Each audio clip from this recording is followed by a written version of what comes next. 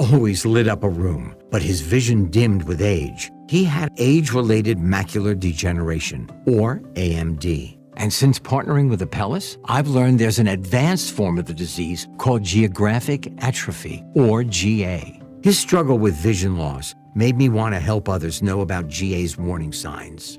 For some, straight lines seem wavy, like when looking at a door frame. For others, blurry or missing spots can make it hard to read or see loved ones' faces. Many have trouble seeing in low light, making driving at night difficult. GA gets worse over time and cannot be reversed. If you've been diagnosed with AMD and notice vision changes, don't wait. Talk to your eye doctor about GA today. Learn more at GAWon'tWait.com. That's GAWon'tWait.com. The pounding begins. The wagons are circled. Every wind is raided. It's football time in America, and this republic has never been stronger. The Sportsocracy, Beer City's best sports talk, live from the Ingalls studio.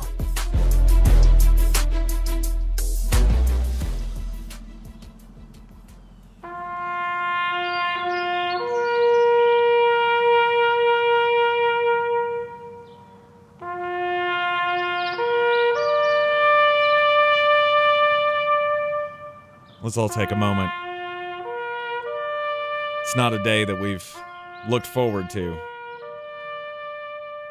I have no idea what you're feeling right now, Jeremy Green. Oh, let's see if I can try to explain it to you. I haven't really thought about what I'm going to say here, so I'm going to do my best. Have you ever been really excited? Like you've got a vacation or something like that circled on your calendar and you're waiting for it and it's really just wrapping your whole brain. You cannot wait to get on this vacation. And then you walk out to your car and you load in all your bags and somebody beats you senseless with a hammer. That sound about right? That sounds about right. And then after they've beat you senseless with a hammer, they throw you into oncoming traffic, and then, just for good measure, they take a big old whiz right on your forehead. That sound about right? Am I in the ballpark? Maybe. I hate to laugh because, I mean, I was devastated along with all of the Jets fandom last night. Monday Night Football. Aaron Rodgers, 4 plays in to the comeback, right? This was the franchise was finally on track to be competitive, to maybe win a Super Bowl for the first time since 1969. And Aaron Rodgers' Achilles snaps. I don't say what I'm getting ready to say lightly, but I am 100% convinced that on January the 11th of 1969, on a street corner in Miami, Florida, Joe Namath sold his soul to Satan. And as long as he is on this earth, oh no, the New York Jets cannot have anything good. It doesn't matter. All right, you drafted the Rookie of the Year on offense, the Rookie of the Year on defense, and you had another one that averaged 12 and a half yards a carry last night. But wait, you can't enjoy that. Walk-off punt return touchdown. Nope, can't enjoy that because you're a Jets fan. And if I have one more person today say, oh, I understand what you're going through, I'm a Patriots fan. Shut up! You don't have a clue what I'm going through. You know nothing. You know nothing. I've been a Super Bowl favorite 2 times. 2. Do you know how many plays those 2 starting quarterbacks played combined? 4. This same thing happened in 1999 with Vinny Testaverde. It's never happened to any other team. Never. Twice. Mm-hmm. It's happened to the Jets twice. Mm-hmm.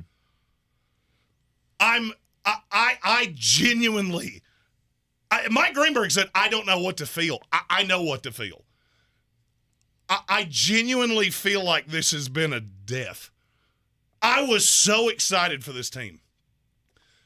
And the defense is as good as I thought it was. The running backs are as good as I thought they were. Garrett Wilson is a dog. And you got the MILF Hunter. Mm-hmm. That's like the most beautiful dinner anybody could ever make. And you took a grumper right on top of it. I mean, that's, you want to know how I feel today? That's how I feel. I feel like somebody hit me with a car, and that's only partially because of what I did to myself after it happened. I saw the replay, and I looked at my wife, and I said, this can't be real. It physically cannot be real. And then I saw the replay where the calf vibrated, and I went, it's real. Yep. I know exactly what has happened. Yep. As soon as he stood up and he shook his head and went down and the legs went up, I went, he knows. He knows. Because if you've been any form of athlete, you know when something goes wrong, you feel it, and there's just this pit in your stomach of what just happened. And I saw that look on his face, and I went, season's over. Mm-hmm. 4 plays in, the season's over. Yep. It came crashing down in massive fashion. Not 5 minutes, maybe 10 minutes before that, you had lights out at MetLife Stadium. He runs out with the flag, and it's just everything is, I mean, it was genuinely like storybook. Almost an out-of-body experience of how good this team is. Mm-hmm. And then it immediately gets ripped from you. I know a lot of people will think that, you know, you're over the top or anything like that. You don't get it. All right? I've been a fan of this team for 30 years. Of those 30 years, I've had zero hope of any kind. From 1993 to 1998, there was no hope. Bill Parcells showed up, and invariably something like this happened. Happened with Testaverde in 99 after the AFC Championship game. Gets hurt in Buffalo, slipped on the painted end zone. Done for the year. Happens last night with Captain Ayahuasca on a play that's just, it's a fluke. And happened with Chad Pennington in the mid-2000s. Mm-hmm. And how do you not feel? How can you not feel like it's rigged? Like the whole system is just rigged against you? Oh, it's not rigged. It's cursed. We are cursed. That's what I'm saying. I mean, you know. There is no more cursed franchise in all of sports than the New York Jets, and it's not even close. I was going to say, I do feel your pain. I mean, Red Sox fan, born and raised, everything that could happen happened to keep us from winning a title. And it took 86 years for that to happen. Thank God I didn't have to live through that much of it. But at some point, you feel like this is it. It can't get any worse. And just when you thought it couldn't get any worse, it got worse for the New York Jets last night. Monday Night Football, Aaron Rodgers made it 4 plays in before the Achilles tendon snapped in half. And now you're left with Zach Wilson as your starting quarterback. All of your comments today in the YouTube stream. Go to thesportsocracy.com, click that live video link, subscribe to the channel. That gets you into the chat. This is ESPN Asheville, 92.9 FM, 880 AM, and 1400. It is a Power Rankings Tuesday here in the Ingles studio. And yes, we're all dumbfounded. We all have, I mean, not all of us. Obviously, there are some that are taking their victory laps today, which is absolutely gross. You're genuine. There are people that have said things to me in the last 12 hours that I just immediately block you off of social media. Yes. You're just a horrid human, and I'm good. If you're taking some kind of victory lap like this, you just suck at life. Yeah. I mean, genuinely. But like bad things should happen to you. I mean that. That's you come at me all you want to. You're awful. And people talking about money and all this. I don't care about any of that. I don't care what you're going to do next year. I don't care what about Caleb Williams or is Aaron Rodgers going to come back. I don't care about any of that. This is a team that I really believe in. And I'm going to be honest with you. I still believe in them to a degree. You have to. But you look at Robert Saleh last night on that podium, and you see that look in his face of you knew we had something special here. Mm-hmm. With Aaron Rodgers, we had something special. Yep. And it's dead now. Now, what can you do? They're not going to make a move for another quarterback. I've heard the Gardner Minshew thing. I've heard Carson Wentz. There are only a handful that make any kind of sense. Because you understand, you would have to learn a full playbook here, and this was a playbook that was catered to Aaron Rodgers, who's one of the smartest quarterbacks that ever played. So just none of those things are happening. But I'm going to say this, and I saw it last night, and you're going to say I'm out of my mind when I say this. I think you could see a full rally around Zach Wilson. Because all of the things that I said about Aaron Rodgers, I told you this is not going to be some pass-happy offense where they come out and throw it 40 times a game. They're not. That part of this stays the same. Breece Hall looks like the best running back in the NFL. Mm-hmm. Straight up, I have not seen a running back look like that in a very long time. You still have that. The interior of the offensive line is really good when it comes to blocking for the run. So you're going to turn into a ground-and-pound, defensive-first team. And that defense is good enough to win you some games. Yes, they are. So what Zach Wilson has to do is not be the reason that you lose them. You don't have to win me games. We have guys to do that. And I think he can do it. Am I sitting there telling you this team's a Super Bowl contender? No, they're not. They went from 16-1 to 65-1 instantaneously. Yeah. There are millions of dollars in Jet Super Bowl bets that are not worth the paper they're printed on. Sorry, that's them's the breaks. But if you've played any form of sports in your entire life, you know what that message is at One Jet Drive today. Mm-hmm. It's next man up. Yes. Next man up. So, Breece, you got to be better. Dalvin, you got to be better. Garrett, who made quite possibly the greatest catch I've ever seen in my life, which should have been intercepted, and he just tipped it. He booped it to himself. This team's got talent. This team's got heart. And yeah, I can't imagine the feeling in that room today after you've been there with Aaron and you're thinking all these things. The fact that they were able to come back and win that game is a testament to how much heart this team actually has. And you can say I'm a homer and you can say I'm trying to put lipstick on a pig. I told Amy the second Aaron Rodgers went down, we are going to get demolished because this entire team just looks like you took all the air out of them. Mm-hmm. But it's not, you didn't because why? Because the defensive leaders went on the sideline and went, okay, it's on us now.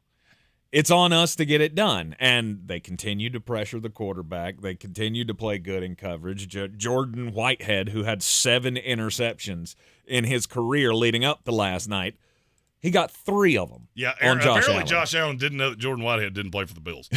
I don't know why he thought he was wearing a Jets jersey, but he was really confused by that. He was. But this defense, I told you, months ago, that this defense is historic, that they are going to have a name. We're going to talk about this group eventually in the annals of history as one of the best collections of talent we've ever seen.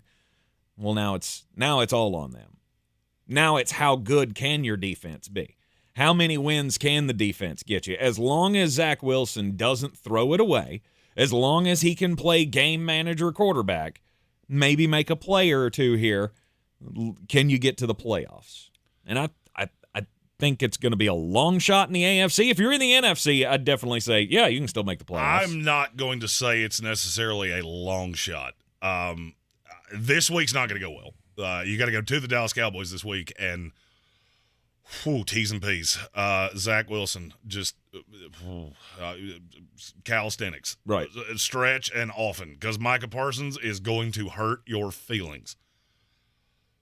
But then after that, I mean, there are winnable games on the schedule. The first 4, I told you, if you come out of the first 4 2-2, you got a shot. Mm-hmm. So if you can beat New England in New York, Cowboys and Chiefs, those are off the table. You just can't contend with teams that good with Zach Wilson.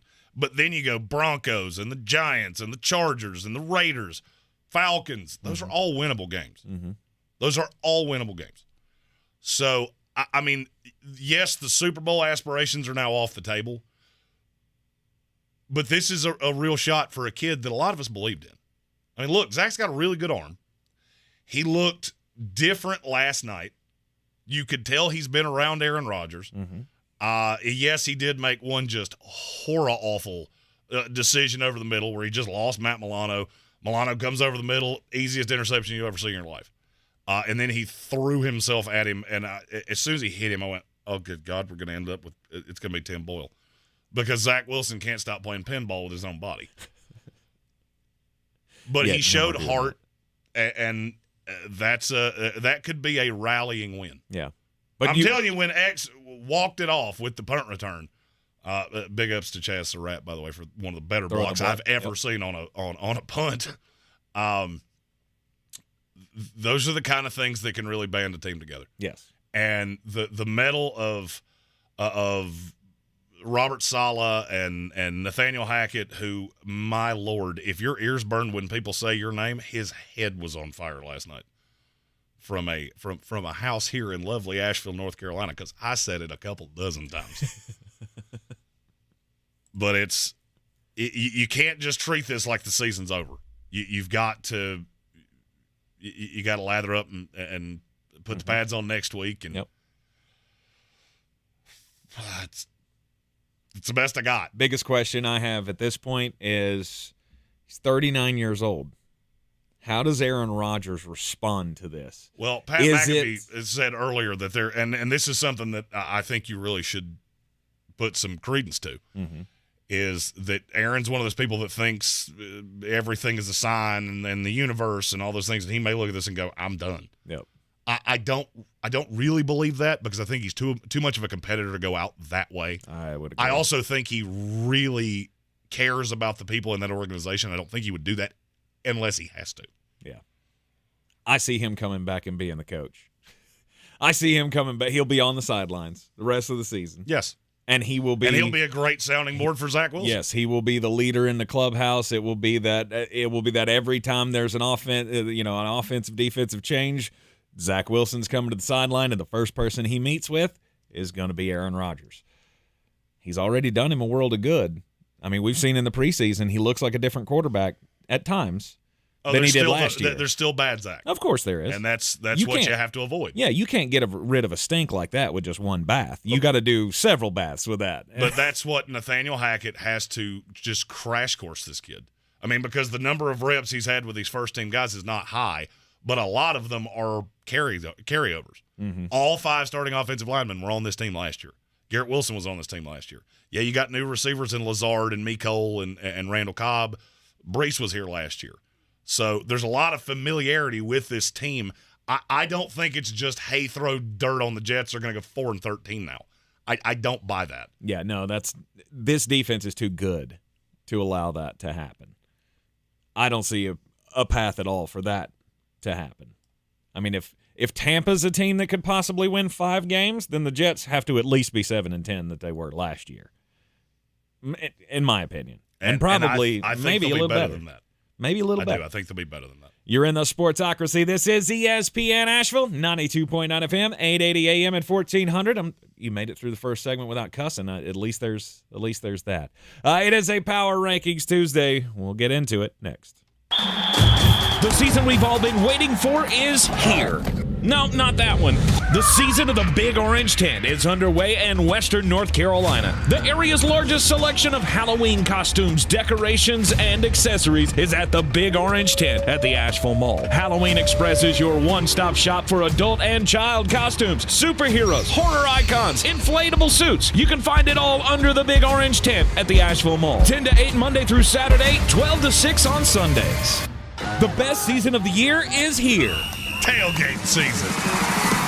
Monster Brewing presents this season's MVP. The Beast Unleashed. With 4 bold, familiar flavors. With 0 caffeine and 0 sugar. Beast Unleashed is your new pregame ritual. With white haze, mean green, peach perfect, and scary berries, there's a flavor for every fan. The Beast Unleashed. 6% alcohol by volume. Unleashed responsibly. Must be 21 or over. Beast Unleashed. Available at your local retailer. I believe real estate isn't about properties. It's about people. I'm Clarissa Hyatt-Zach with eXp Realty, serving all of Western North Carolina. Navigating the home buying and selling journey can feel overwhelming at times, and that's why having an agent who cares about you and your needs is key. I'm a native of Western North Carolina, and I close over a home a week. I'm an expert in the market, pricing my sellers correctly to net you the most money, and working as a skilled negotiator for my buyers. Please give me a call today at 828-774-6343 to set up a complimentary market analysis. Hi, I'm Kyle at Blindster.com, and I sell custom blinds designed for do-it-yourselfers. Unlike stock blinds offered at big box retailers, Blindster blinds are custom made for your windows and shipping is free. And right now, save 50% off any order during our Labor Day sale. Blindster.com. All across the Tar Heel State, this is Carolina football. Stepping through a tackle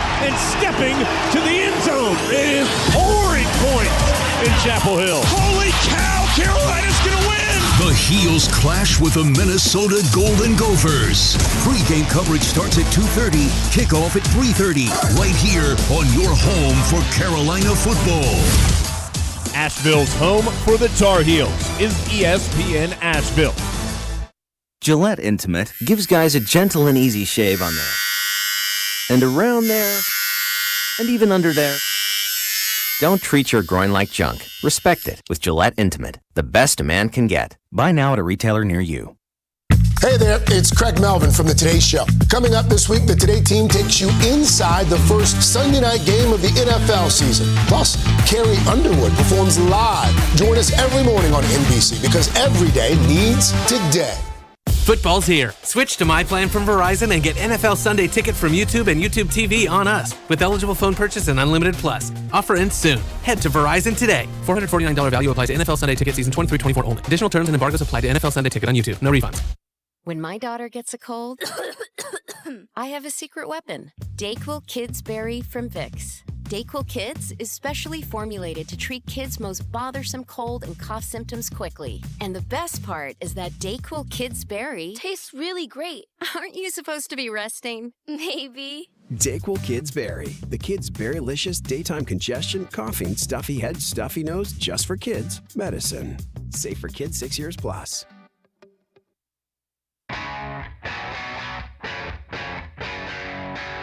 The Sportsocracy. Pull up your pants, take off the bra, and be a man.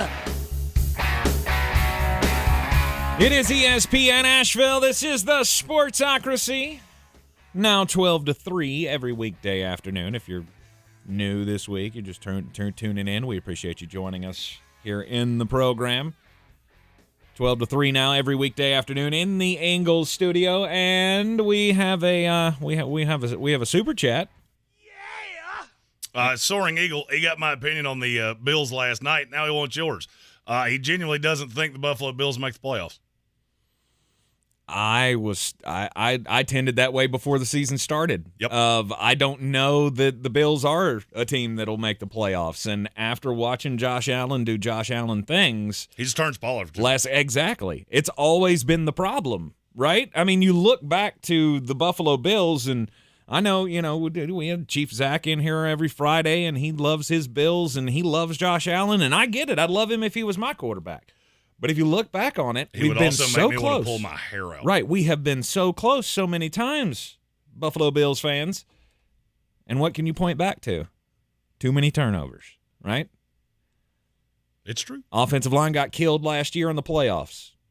Turnovers as well. There's always a fatal flaw. And there are too many with this Buffalo Bills team. I was shocked when I woke up this morning because, you know me, I got to get up at 4 a.m. or 3 a.m. So I didn't make it all the way through the game. I saw Aaron Rodgers get hurt. I argued with myself internally for about 20 minutes on whether or not to send Jeremy a message. I did not. That was the right call. Let him stew, and we'll talk about it today. And then I fell asleep, and I woke up, and I saw that they won and how they won, and I went, the Buffalo Bills are terrible. They're not terrible. They're not terrible. They're not terrible. They just turn the ball over way too much. But you should have. You should have been able to take advantage. I get that defense is great, but you should have been able to take advantage and win that game. And I really don't think so. I really don't think that the Bills are a playoff team. You've got the Jets eliminated. You got the Bills working on being eliminated, in my book. Well, the Jets are not eliminated. Well, aren't they, though? With that defense, that running game, I'm going to say no. Is this team still going to make the playoffs? Maybe. But they're by no means a lock. No. To be in playoff contention. There's a chance, but I don't see a great one. I think the Miami Dolphins win this division. I would tend to agree. Yep, I mean, Miami after Dolphins 1 win. week, how can you think anything else? If Tua stays healthy, Dolphins win the division. If Tua doesn't stay healthy, then things get a little cattywampus. Yep. It is the Sportsocracy, and it is a Power Rankings Tuesday. If you're new to the program for the year, again, thank you for joining us. And every Tuesday, we run through all of the teams in the NFL. How are they looking this week? We always start at the bottom. We're like Drake, started from the bottom, and now we're here. And the worst team in the NFL should come as no surprise, the Houston Texans. Yeah. Good gravy, you're bad. Just horror awful. C.J. Stroud there's going to be a lot of growing pains there. I mean, Baltimore just manhandled you. You stayed competitive, which, I mean, that and $1 will get you a Coke. Mm-hmm. Oh, well, no, it's a Biden economy. So that and $2.29 will get you a Coke. I mean, I didn't even feel like the Ravens played well, and they just physically handled you. Mm-hmm. And that's going to happen a lot. I mean, Houston's just – you look up and down a box score for Houston, and, man, there are a lot of guys that are – how are you in the NFL? And there's only a handful of teams that I really think that about. Right. But I think it about the Texans every single time I do this. Mm-hmm. I mean, if you want me to say something positive, Will Anderson was good. Sweet. That number 1 pick that goes to Arizona next year is going to maybe that'll burn a little less when you have a pass rusher. Or maybe you could have just taken him at 2 and then done that quarterback thing this year. Exactly. That was the right call, and it always will be. Yes, you are correct in that. Houston is god-awful. Most quarterback pressures from a rookie in his debut since Josh Allen and Bosa in 2019 for Will Anderson. Really? So that's okay. I mean, that's something to feel good about. Mm-hmm. I don't know how good, but well, I mean, I'd feel great if I were D'Amico Ryans at this point, because that's the story that we were told about the draft. D'Amico wanted Will, and what's his name? It's not Easterby. Casario. Casario was the one that wanted to draft a quarterback because it's his last chance he's going to get to draft one. So he went after C.J. Stroud, and then he gave the coach what he wanted, and now D'Amico can stand back and go, that's my guy. Yep. My guy was awesome. Your guy's terrible. And bye.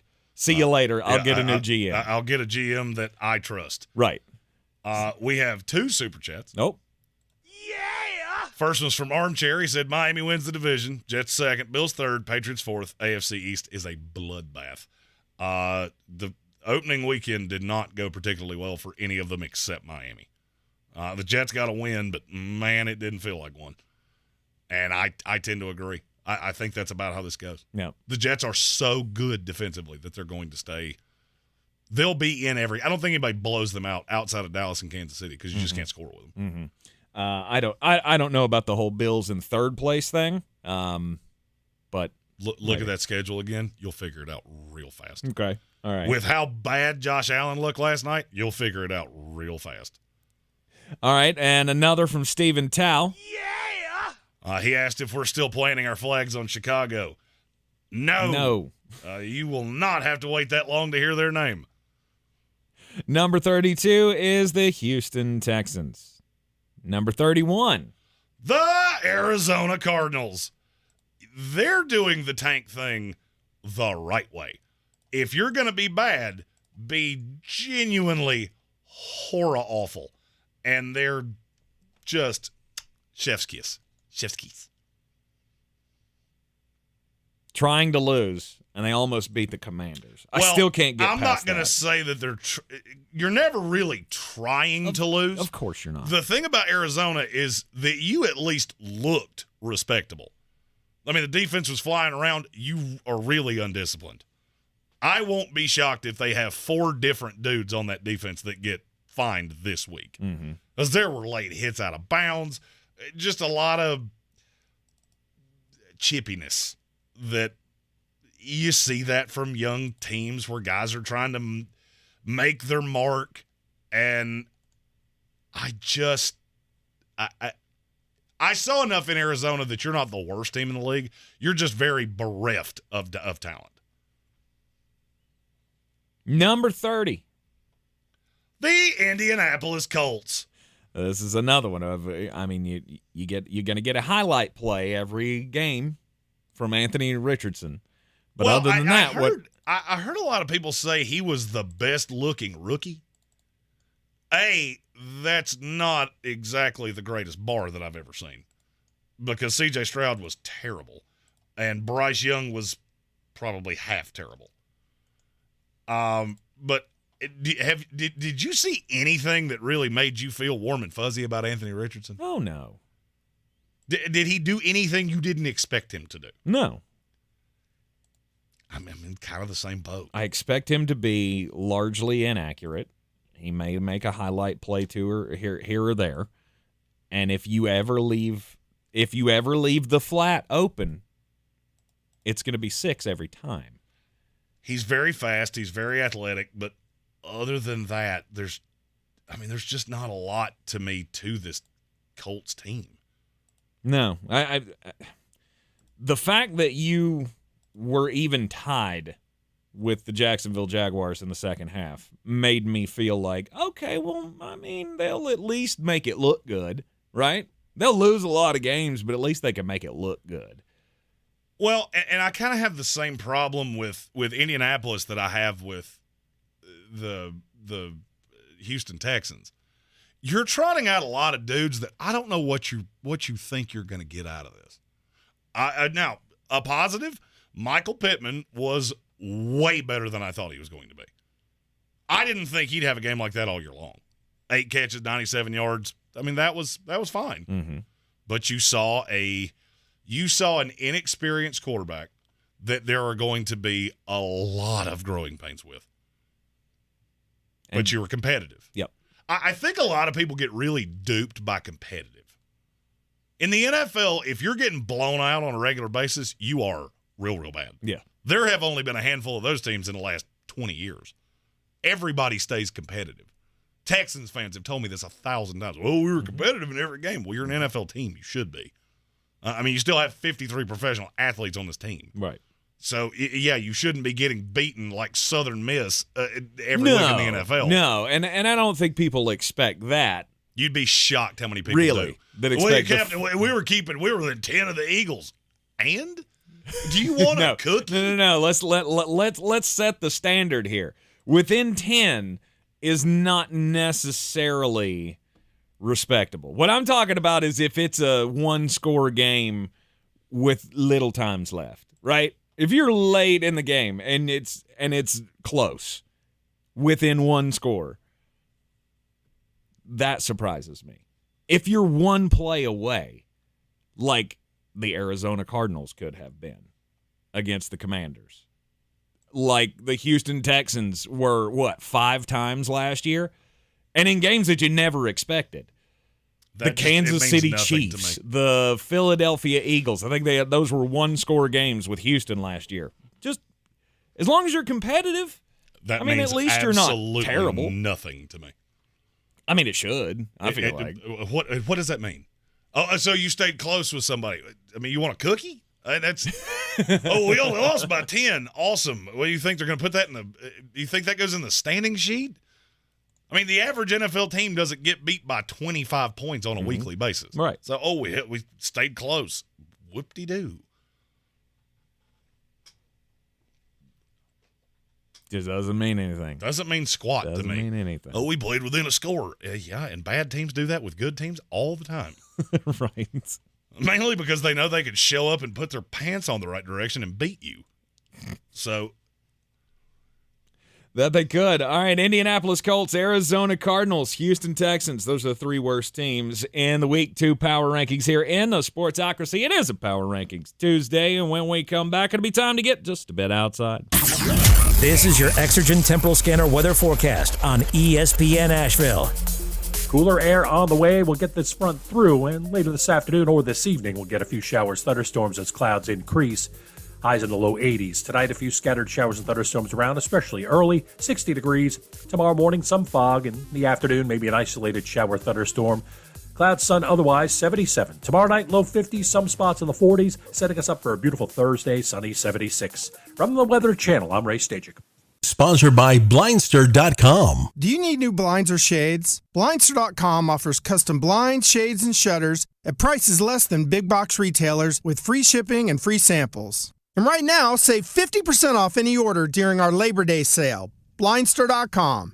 The annoying runny nose, the constant sneezing, the itchiness, and battle just to catch your breath. If you suffer from seasonal allergies, sinusitis, or nagging sinus congestion, there's a natural, easy-to-use solution that can help provide fast, drug-free relief. It's called Navage, and it uses powered suction to rinse your nasal passages in seconds. Millions of people use Navage daily to help provide relief from seasonal allergies and sinus congestion. Medications treat the symptoms, but Navage treats the problem at the source, flushing out the allergens and pollen trapped in your nose. Navage also helps wash out airborne bacteria, dust, dirt, and viruses quickly and painlessly, so you can get back to breathing clearly again. Say goodbye to sinus suffering and hello to better breathing with Navage. Navage is available at Walmart, Walgreens, Target, CVS, Rite Aid, and online at Navage.com. Navage, Navage. Clean nose, healthy life. Summer is winding down, but business needs keep ramping up? Check out Indeed, the all-in-one hiring solution that helps you attract, interview, and hire candidates. Visit Indeed.com/credit and get $75 towards your first sponsored job. Terms and conditions apply. If cleanliness is next to godliness, look around the car right now. Is that very godly? Look, life comes at you fast, but so does WBNC Auto Detailing. They have the tools to make your interior look like it's coming off the showroom floor. You don't believe me? Check them out on Instagram. All that filth and years of stains disappear. WBNC Auto Detailing does full interior and exterior details with paint correction, and they do wax and ceramic coatings. Call WBNC Auto Detailing at 455-3700. Premium care with a Southern hospitality touch. Tired of getting dinged by monthly fees on your checking account? You need Simple Checking from Home Trust Bank. With Simple Checking, you get all the essential checking services for free, including 100% online access and a free Visa debit card. It's everything you need from a checking account, but no hoops, no surprises, no monthly fees. Stop by today or call 800-627-1632. Simple Checking at Home Trust. Ready for what's next. Member FDIC, Equal Housing Lender. Attention, it's time for the morning announcements. Make sure your parents are aware of the Ingalls Tools for Schools program and ask them to link their Ingalls Advantage card to our school. Remember, you have to do it each year. Now please stand and join me in the Pledge of Allegiance. I pledge allegiance to the flag of the United States of America and to the republic for which it stands, one nation, under God, indivisible, with liberty and justice for all. Boy, you must be outside your mind. The Sportsocracy. Just a bit outside. He tried the corner and missed. Back in the Sportsocracy on ESPN Asheville, and so, you know, the Nickelodeon games have been a thing for a couple of years, where they do the little animations and they, you know, somebody scores a touchdown and they throw the slime all over the screen, and yeah. They had what was it last year? It was Patrick from SpongeBob was calling out Russell Wilson for being terrible at football. Which was quite funny. I was about to say that's the highlight of this so far. It was quite funny. Well, you know, Disney never going to be outdone by CBS and Nickelodeon. So Disney and ESPN are teaming up for Toy Story Fun Day Football. This is going to be I already hate this, and I don't even know what that means. This is the the Falcons and Jaguars game, the first London game of the year. they're going to have an alternate broadcast of the London game, and it's only going to be on ESPN Plus or on Disney Plus, and it's the game Toy Story style. A fully animated version of the game that is going to take place in Andy's room. Oh. They showed the promo. I've seen the promo. The setup for this is like it's Andy's room, and then the football field looks like a mat on the floor, and then it's going to be, I guess, like POV style coming out of animated helmets of what's actually happening on the field. Every player will have their own, I don't know, the avatar or animated version of themselves that people will be watching in the Toy Story theme. I love animation. I love animated movies. I dig all those things. Animated football, I'll check it out, but I'm Seacrest out as far as like trying to watch animated football. This sounds like a horrible idea. Aaron Rodgers played more plays as the New York Jets starting quarterback than I will ever watch of anything like that. But and it's not really. For those thrill seekers out there, though, you're not going to want to miss the halftime show where Duke Kaboom will be performing the halftime show. Yeah, he's a character from Toy Story. He's like a little daredevil guy on a motorcycle. He's going to be doing the halftime show. Like, you're not selling me on this. I mean, I get trying to go to a younger audience, but, I mean, are you trying to get 6-year-olds to watch this? I mean, if you are, you should probably give them something better than the Falcons. Just throwing that out there. I guess. If you really want to turn off the next generation, let them watch Falcons football for 3 hours.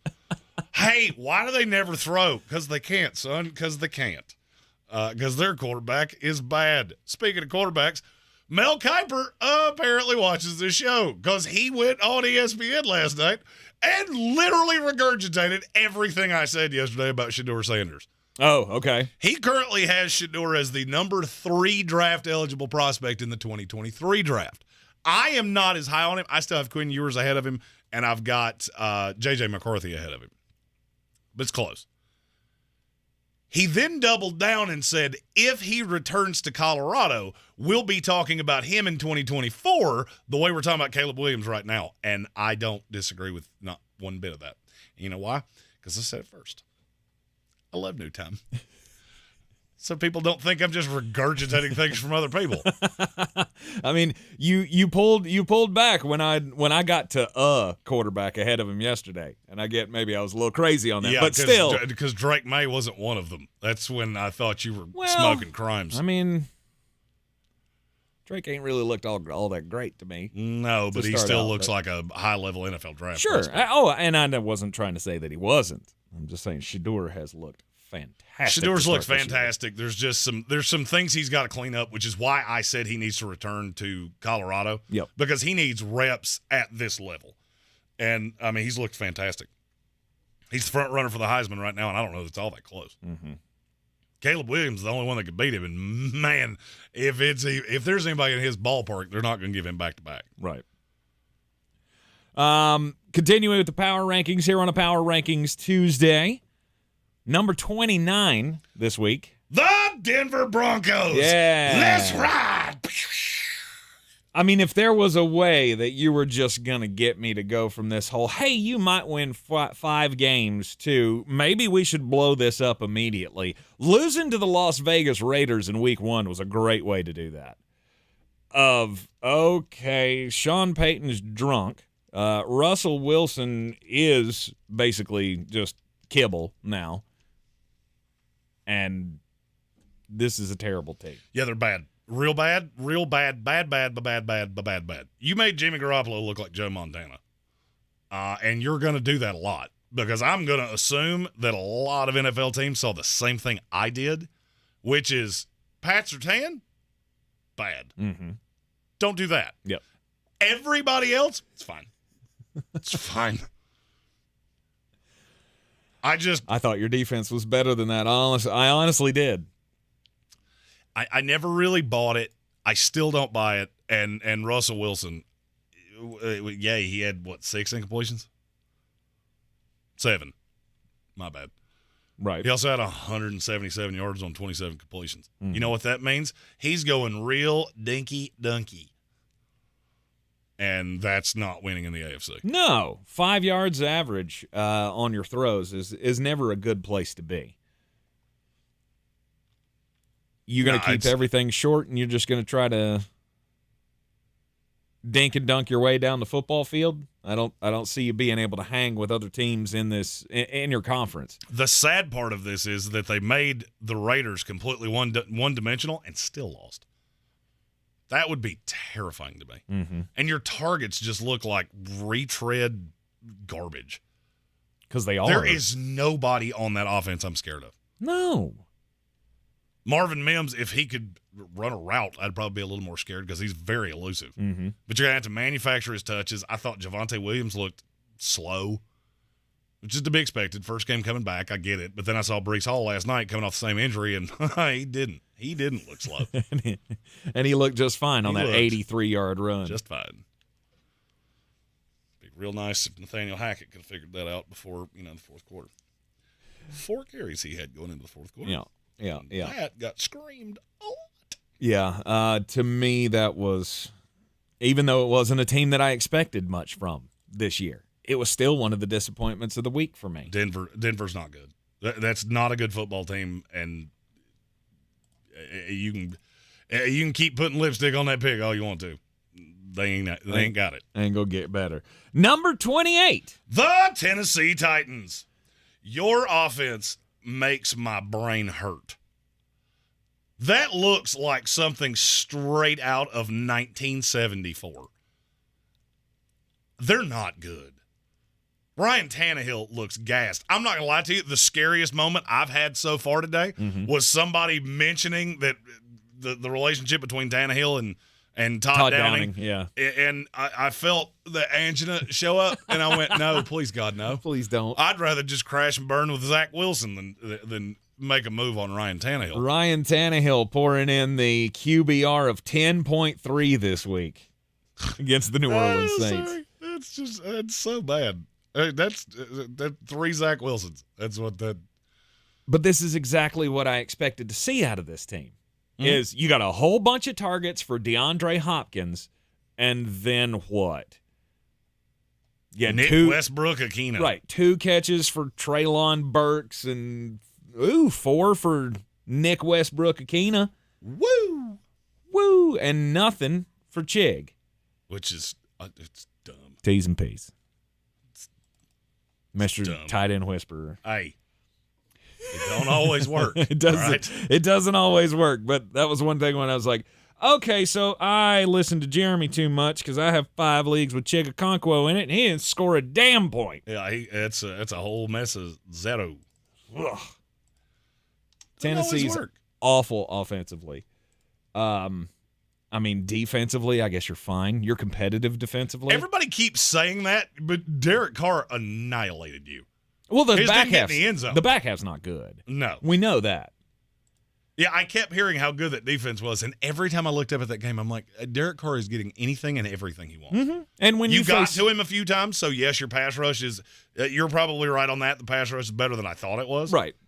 It didn't change anything. No. This is still a team that's not going to win a lot of games. You're still just basically one-dimensional creatures with Derrick Henry.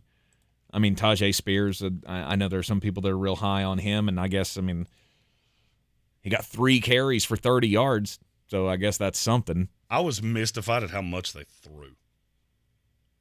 That game was close, so it's not like you got behind and you had to just abandon the run. Mm-hmm. That is scary to me. But I think it probably also speaks a lot to the offensive line. The line's awful. The best thing these guys do is pass protect, and they probably don't do that well. No. So. No, I saw a lot of Ryan Tannehill. Blue 32, set, run! That was the Tennessee Titans offense for most of the day. Yeah. Tennessee Titans coming in at number 28 this week on the power rankings. How about number 27? Oh, Carolina Panthers fans. Is that How's that make you feel? Speaking of offensive lines that leave a lot to be desired, I don't know how you fix this. I really don't. Aside from trying to, hit the offseason hard next year, you have no choice. Well, you're going to have a left tackle because Ikem Ekwonu is not one. Oh, I think somebody said that. Man, that was. He's a guard. I wonder who that smart mulleted man could be. But I was encouraged by some of Bryce Young. It was like a 50-50 split to me. I saw things that, yes, he is the future of the franchise. You got exactly what it was you were looking for. And then there were other times, man alive, that he looked like a rookie. Mm-hmm. And it's going to lead to really inconsistent. The beginning of the schedule is not nice. You cannot expect it to be right away. Just he jump in and be in some kind of a groove. Everybody has to have some kind of a warming up period. I mean, unless you're Brock Purdy. I mean, that doesn't really happen to many people. But Bryce Young, I mean, he's trying to be a pro quarterback, and he only hopes that one day he could be as good as the Brock star. But I hate the things you say. I hate when you say them, and I hate how you say them. You know why I'm saying it, and it's working, and I love it. It's just to irk me. The only thing I think you're undervaluing is that today is probably not the day that you want to make me angry. No, but as long as I don't say that 1 3-word phrase, I feel like I'm not going to get physically assaulted today. So we'll stay away from that one. I don't know what that one is. Yeah, you do. And I'm not going to say it because you 100% would hit me if I did. But the Carolina Panthers, Brian Burns, that's your takeaway from week 1. He's good at football. Brian Burns is very, very good at football. Yeah, whatever he wants, you should probably pay it to him. Exactly. That was my main takeaway. It's going to take time for that offense to come together. But I think you hit a solid double at least on Miles Sanders. And if you can get some protection for Bryce Young, it's going to be just fine. Yes. After a few weeks. You got to have DJ Chark back, though. Yes. That was so abundantly clear. They had no fear of anybody deep. And so Jesse Bates was cheating the eyes, and that is just not something you want for a rookie quarterback. Well, are they going to push anybody deep?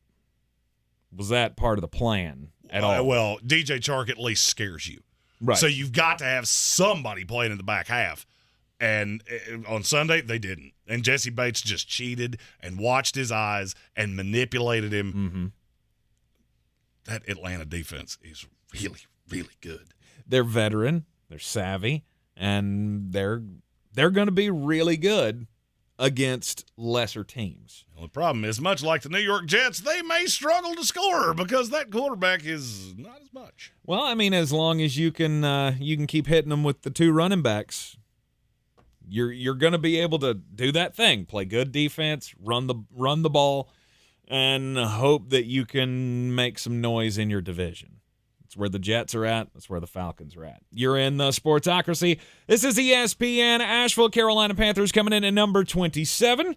Take a quick break. When we come back, we'll give you number 26 in the Week 2 Power Rankings. Are you Beer City's best fantasy football player? Your chance to prove it is back. The Sportsocracy's Battle for the Belt is back for year 2 with 2 ways to win. Our standard contest and the new Eliminator Challenge for the most hardcore of football fans. Play fantasy football with us every week of the NFL season and compete for a cause with proceeds benefiting Evelyn Charity's St. Nicholas Project.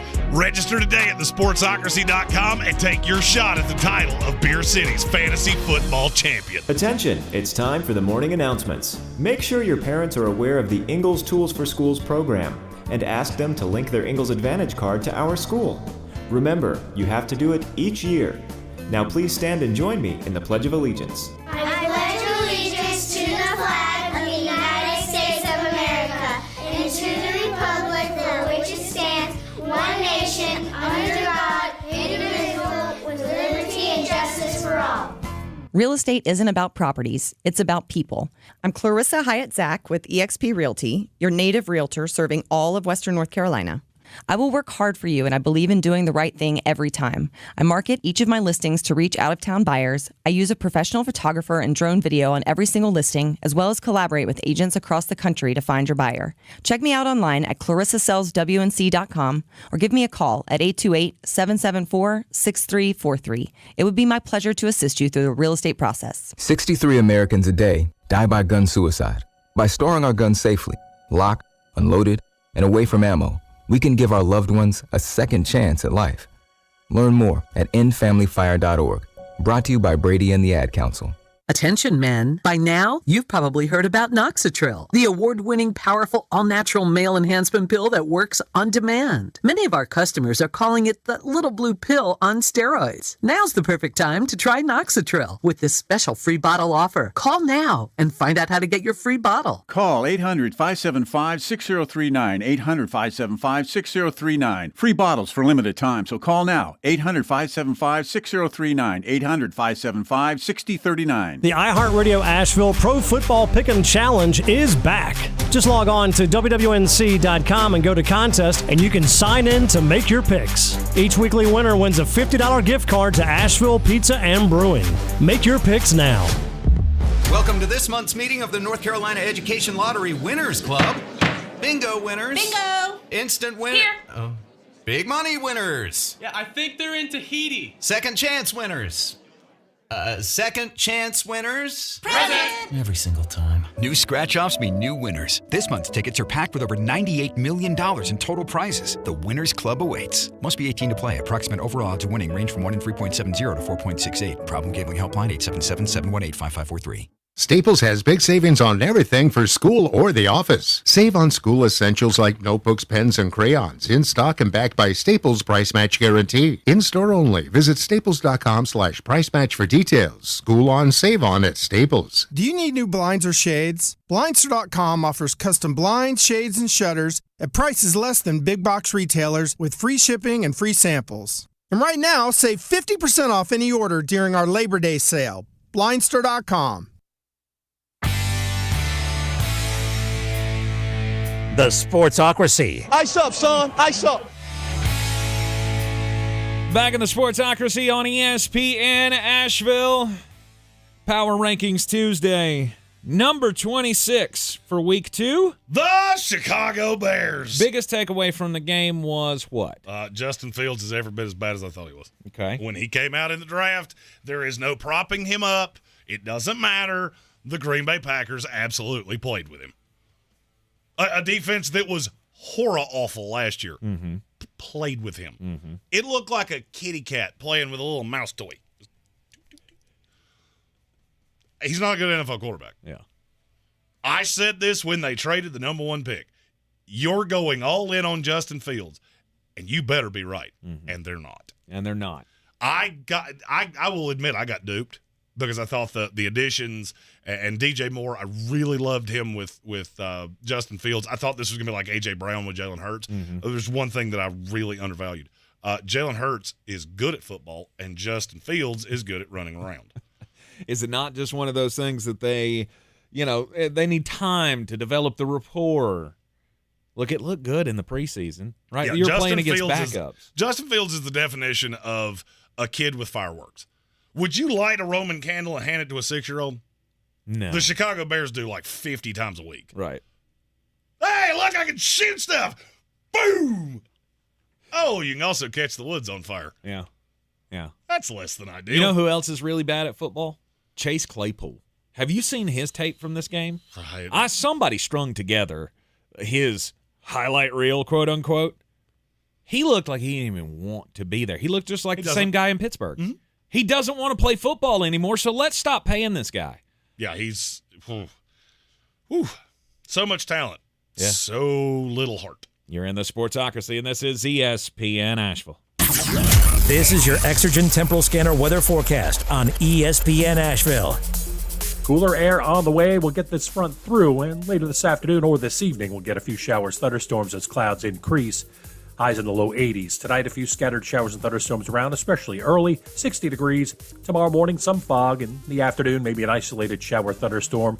Clouds, sun, otherwise 77. Tomorrow night, low 50s, some spots in the 40s, setting us up for a beautiful Thursday, sunny 76. From the Weather Channel, I'm Ray Stajic. We all know Goodwill.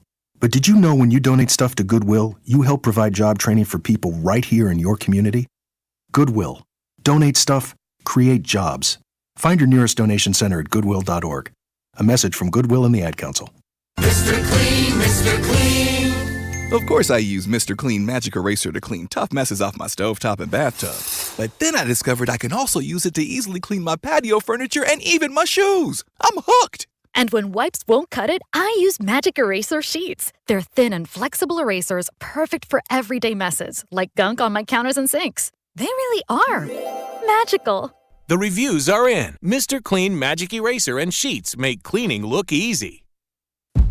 At Ingles, whether we're celebrating Friday night rivals, televising college basketball games, bringing the Fan Fest to semi-pro soccer, or taking you out to the ball game at your minor league park, it's all in the bag. Ingles, low prices, love the savings. The countdown is on to our 2023 iHeartRadio Music Festival. The most massive live music event of the year. Friday and Saturday, September 22nd and 23rd at T-Mobile Arena in Las Vegas. Streaming live only on Hulu. Having the time of your life is more rewarding than ever when you visit any MGM Rewards destination nationwide. Dine, stay, play, and earn on all of it. Details at MGMRewards.com. Subject to earning and redemption limitations applicable to certain purchases and in certain states. From the Ingles Studios, this is ESPN Asheville, WPEK, W225CJ Fairview, WMXF Waynesville, and iHeart Radio Station. The Sportsocracy. It fires me up, man. I love it. Say it one more time. The Sportsocracy. Shake it back! Beer City's best sports talk. It is gross. Just earlier. They are mature, actually. You just have to get to know them better. Your lunchtime dose of dumbassery. Live from the Ingles Studio. We are live in the Ingles studio on ESPN Asheville, 92.9 FM, 880 AM, and 1400. The Sportsocracy heard everywhere around the world on the iHeartRadio app, and you can see us live on YouTube. Go to thesportsocracy.com. Click that live video link. Subscribe to the channel. That'll get you in to the chat with us. Get your thoughts in on all of the teams in the NFL today, as it is a Power Rankings Tuesday. We are into the top 25 of the Power Rankings here. And look, if your first week of fantasy football did not go all that well, don't feel bad, because I feel like there were a lot of us looking at our scores going, ew. Do something! Why didn't... Yeah, that was not good. Not good. But you still have time to get in on the battle for the belt. Play DFS with us each and every week of the NFL season. Battle for the Belt, proceeds going to Eblin Charity's St. Nicholas Project. We got 2 different contests this year, and that means there's 2 different belts on the line as well. I'm sure by now you have seen the belt that was awarded to Mr. Michael Meadows last year for being Beer City's best fantasy football player, although he doesn't live in Beer City. You don't have to live in Beer City to win. We would love for you to, though. So we need all of you to get in on it so we can kick Michael out of the champion seat and award these belts within the city limits, hopefully. It did hurt to send that belt to South Carolina. It did. But the battle for the belt, again, we got the standard contest this year is back, and the new Eliminator Challenge, where you can only use guys 3 times throughout the season. Jeremy, do you have the first report going out to us about who got used this week? Okay. Goes out on Wednesdays. Okay. Very good. Very good. Got a lot to do with power rankings, so it's a bit regimented. It goes out with the link. All right. The Sportsocracy.com is the website. On the front page, you'll see all the links for the Battle for the Belt. They're also in the description of the YouTube video as well. Battle for the Belt, again, proceeds going to Eblin Charity's St. Nicholas Project. Power Rankings, top 25. Let's go with number 25. The Los Angeles Rams. Yeah, that was a surprise of the week. But we beat the Seahawks. Awesome. That was, for me, that changed my mind way more on Seattle than it did on you. Because I'm not real sure how you're going to keep doing it. Puka Nacua, real good. Mm-hmm. Your offensive line, real not. Worked for a week. Have a weird feeling that this time next week, after you played the San Francisco 49ers and that formidable front, we're going to see a little bit more of what it is that I was expecting. As long as you got time to throw it, Matt Stafford can be pretty surgical.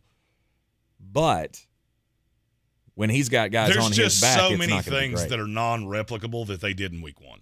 I mean, you can't average. They ran the ball 40 times for 92 yards. Cam Akers, probably my favorite stat line I've ever seen. 22 carries for 29 yards. Oof. You are 2 yards. Like, your person is 2 yards if you're 6 feet tall, which means he literally wasn't even getting to the line and just falling down. Right. So that's non-replicable. Seattle looked awful, but that was, to me, I took more away from Seattle than I did from the Rams. But still just not a very talented team. No. I mean, Puka Nacua, he can be fine and all. But I feel like we know what the rest of that team is, right? We know what Tutu Atwell is. We know what a Ben Skowronek is. You're not special. The defense is not special. It's just not a special team anymore. You had fun with the championship run, and it has ended, and you're still one of the worst teams in the league. So at number 25 this week, it's the L.A. Rams. We have a super chat. Okay. There it is. This one's from our buddy Soren Eagle. He said Colin Kaepernick's agent reached out to the Jets. In other breaking news, my agent reached out to the Jets too and said, I want to play. You know what the similarity is between those two? Neither one of us are NFL football players. So nobody wants us. They answered that call. Ring, ring. Yeah, we'd like to talk about Colin Kaepernick. Why? We've been trying to reach you about your car's extended warranty. Click. Right. Is he getting some kind of an award that you need us to comment on? No, I'll pass. Because I'm not I'm bringing good on him all in. of that. Yeah. If the Jets are bringing in any quarterback, it's going to be somebody off the just pure scrap heap, whether it's Sam Darnold. No, San Francisco's not getting with backup quarterback. That wouldn't make any sense. If they still had Trey Lance, that would make sense. But they don't. So, if you brought in anybody, I would say Nick Mullins. I'm trying to think of somebody that's had a relationship with Hackett at some point. But, I mean, you know how backup quarterbacks in Green Bay have been. They've been sitting behind Jordan Love for the last 3 years. I was going to say you have one of those. It's Tim Boyle. Yeah. Woo! He's bad at football. If he plays in games, we might go forward 13. He's about as good as Mike White, isn't he? Oh, good Lord, no. Compared to Tim Boyle, Mike White looks like Joe Montana, and Tom Brady had a love child that was just the perfect NFL quarterback. Number 24 in this week's Power Rankings. Oh, every time somebody throws out a name of a quarterback we could have, I die a little bit more on the inside. Well, it ain't could good. be. Oh, he was in Jacksonville with Blake Bortles. Oh, God. Just the hits just keep on coming. Even hearing that name after how I felt this time yesterday gives me the angina.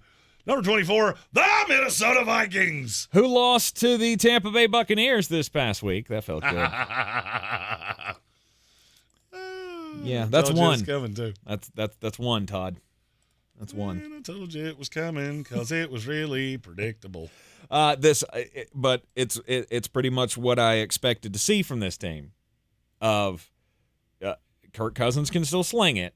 Mm-hmm. Justin Jefferson's the best in the game. And then what? Because the offensive line was god-awful. Which I didn't see that coming. I thought that was something you had.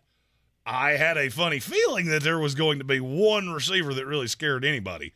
But yeah, I didn't see the line coming. Mm-hmm. Let me ask you a question. All right, you've been way higher on the Vikings than me all offseason long. Yes. You have now watched them play 60 minutes of American football. Mm-hmm. What do they do well? I mean, throw the ball. Do they, though? Yeah. Well, Kirk Cousins got hit 433 times. Mm-hmm. So, to me, just because you threw for a lot of yards doesn't mean that you throw the ball well. They Justin Jefferson well, and then what do you do? Everybody has a guy. Mm-hmm. The worst team in the NFL has one. Mm-hmm. What else you got? Well, I mean, T.J. Hawkinson caught 8 passes for 36 yards. Excuse me, 35 yards. I gave him too much credit. Wasn't that fun? I mean, if PPR fantasy, it worked. Oh, so 8 catches, yes. He's good in your fantasy league. Awesome. That translates to so many wins. I don't know if you knew this or not, but every time he scores a point in fantasy, they actually give them an extra point on the scoreboard. Oh, wait, that's not true in any way. No, they don't. Minnesota's just not good. All right, they're the luckiest team, or last year's team was the luckiest team in the history of the NFL. Mm-hmm. I laughed at you on the inside with all of the joy that you and Chief Zach took with me taking Tampa Bay to beat them. And in my head, I'm going, this might be the easiest pick of the week to me. Because that's what Todd Bowles does. When you give him that long to game script somebody, he can come up with ways to make your life difficult. It wasn't pretty by any stretch of the imagination. I think Kirk Cousins threw for 344 yards, which is amazing because he was on his back a lot. Mm-hmm. They also couldn't run a greasy peg up a cat's keister. So that's going to be a bit of a problem. Mm-hmm. And I don't know how much to put on that. I mean, that's Tampa's strong suit. It always has been. It's stopping the run. And I got that. And so when I saw the secondary was doing the secondary things, because we've just not been good at that. I expected Kirk Cousins to get a lot of yards. I expected them to score more touchdowns out of it, but had your line not been so terrible, then those fumbles may not have occurred, right? You'd have been more on target. You would have had more time to get the ball out. I look at this offense for Minnesota and go, I'm not really worried about it. You should be. But the defense of the offensive line I did not expect that out of the offensive line. Well, I mean, and here's the thing. That's probably the best game you'll see from them defensively. That's the saddest part of this. That's probably the best game you'll see of them all year because Tampa Bay doesn't run the ball well. No. And it just over 2 yards a carry. He still lost. Mm-hmm. That's really kind of damning. When I stop you from scoring, I pretty easily was going 20-20. Just didn't get in the end zone. Mm-hmm. That's a bad sign. It is a very bad sign. Number 23. Fire them cannons, by golly, put more powder in them things. This is not a good team. No, it's not. We're not good. But you're better than Minnesota Vikings. Yeah. I mean, just because we for beat them this doesn't week, mean you we're have for to be this better. week we're better. Yes, for this week we're better. For the long haul, no. Everybody, I've seen all of the fans on the fan pages for the Bucs talking about, Baker Mayfield. Y'all want to keep talking about Baker Mayfield? Yes, he's terrible. Awful. He's absolutely terrible. Woo, he beat the Vikings by 3 points. Woo-hoo. Huzzah. He found Mike Evans for a touchdown. He found Trey Palmer on a touchdown pass. Okay. Woohoo! This is still not a great team. They can't run the ball to save their lives. That's going to be a huge problem. Well, I mean, it has been. It's been a problem. The only reason you didn't see it was because Tom Brady was throwing for 4 bills every week. That's not happening anymore. And now this is going to be the most. I won't be shocked if 20 is among the highest scoring games we have all year long. I won't be shocked if you're 2-0 and then don't win another game till November. That's what won't shock me, even not nary a little bit. Who do we play this week? The Chicago Bears. Ugh. In a game that if you watch more than 15 seconds of it, I'm going to need you to give me a 500-word essay as to why. If you're even not a fan. You didn't even watch the Bucs game this past week. We had every game on every television around us, and I would every once in a while catch you out of the corner of your eye going, we scored again. How are we beating Minnesota right now? Same way I told you we were going to. Mm-hmm. So Chicago Bears this week for Tampa. Yeah, might be 2-0 because stopping the run's the best thing they can do, and that's the only thing Chicago can do. So you might be able to get that win. Yeah, it really doesn't matter how bad your secondary is when you're playing against a quarterback who can't throw. You talked about angina earlier. That's already given me the angina. Oh, what, that you're going to have 2 wins? And I'm going to and I'm just going to have to mute all Tampa Bay Buccaneers fans. And your dream of having a quarterback? Baker Mayfield's 2-0. Yay. Let's give him a contract extension. He's He's earned it. Oh, I can already see it coming. Tank's not taking any victory laps today, in spite of the fact that I think he wants to. On what? On my pure unabashed sadness. Oh no, I never cheer injuries. No, I love Aaron Rodgers. Why would I cheer that? I didn't say you would cheer the injury. You would cheer my sadness because you're a jerk. No. I've been there before. I mean, not in this kind of fashion. No, you. I've never been. Again? I've never been 4 plays into a Super Bowl-esque season and have it ripped away from me in that kind of fashion. But I mean, I've been there before. Yeah, I was about to say, do I need to go on the rain again? No. I think I blew a blood vessel in my head the first time. We all know how you feel. Yeah. Anyway, let's move on to number 22 in this week's power rankings. The New York Football Giants. They got killed on Sunday Night Football, 40-0. Nothing they did looked good. But how much of that is due to the Dallas Cowboys and how dominant that defense can be when they're faced against what was obviously a mediocre / ill-prepared / undermanned offensive line of the New York Giants? Well, you're not going to hear the Dallas Cowboys name on these power rankings anytime soon. So, yes, I do believe that that's a really, really talented D. It really exposed how bad you are offensively, though. And bad Daniel Jones crept back out. Mm-hmm. The bad thing for the Giants is just look at this. I've said this all season long. Look at the schedule. Tell me what team you play that doesn't have an elite defense. You play the 6 best teams in the NFL defensively. Right.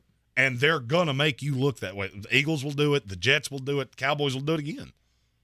So it doesn't really matter how talented you are if it doesn't add up to wins and losses. Mm-hmm. And you leave that young defense on the field all night long, you're going to give up a lot of points. Yeah, but you can't do that to any team.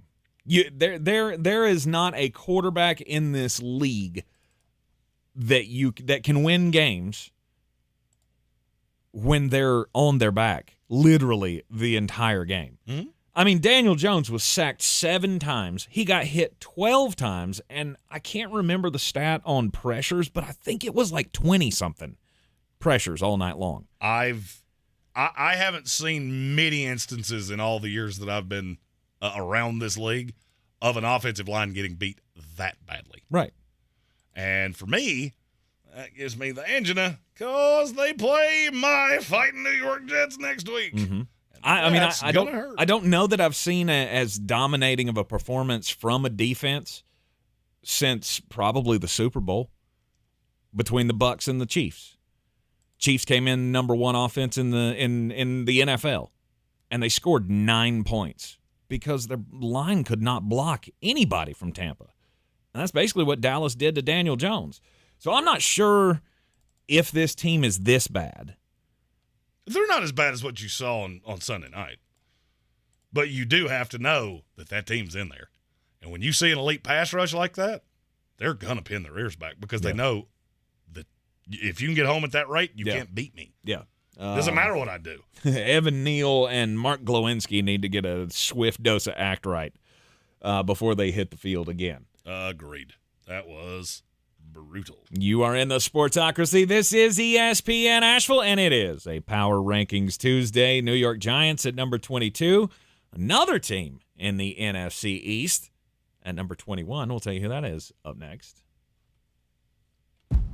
At Ingles, we're proud to sponsor area athletics at all levels, whether we're building new fields for T-ball, celebrating Friday night rivals, televising college basketball games, bringing the Fan Fest to semi-pro soccer, or taking you out to the ball game at your minor league park. We're here for the fans. No one gets the dedication to the home team like you guys, and we've got all the sports you can handle. It's all in the bag. Ingles, low prices, love the savings.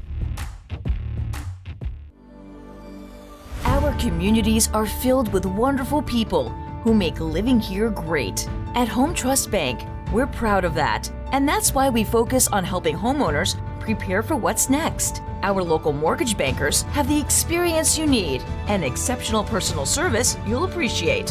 Home Trust Bank is ready to help make a house your home When it's time to buy, visit your local Home Trust branch or go to htb.com/mortgage. Rogue Combat Club, Asheville's home for comprehensive martial arts training, has a goal for our community, one that's stronger, more fit, and unwavers in its support of one another. Rogue Combat Club's instructors have competed at the highest levels and offer classes for everyone from young children to adults in Brazilian Jiu-Jitsu, Muay Thai, and wrestling. Rogue Combat Club classes can help you boost your self-confidence and self-defense skills while weeding out the egos and intimidation found at other gyms. Join today at roguecombatclub.com. This week in the Buncombe County Game of the Week, the conference season gets underway, and we've got a great matchup for you. The Irwin Warriors at the Inca Jets. Inca's coming off a bye week with a 2-1 record, looking to get things going again. The Warriors look to bounce back from a tough loss at West Henderson. Sports Tank Friday gets us going at 6. The Bojangles Countdown to Kickoff show is at 6:30. Kickoff is at 7. The best coverage of high school football is on News Radio 570, WWNC, and ESPN Asheville.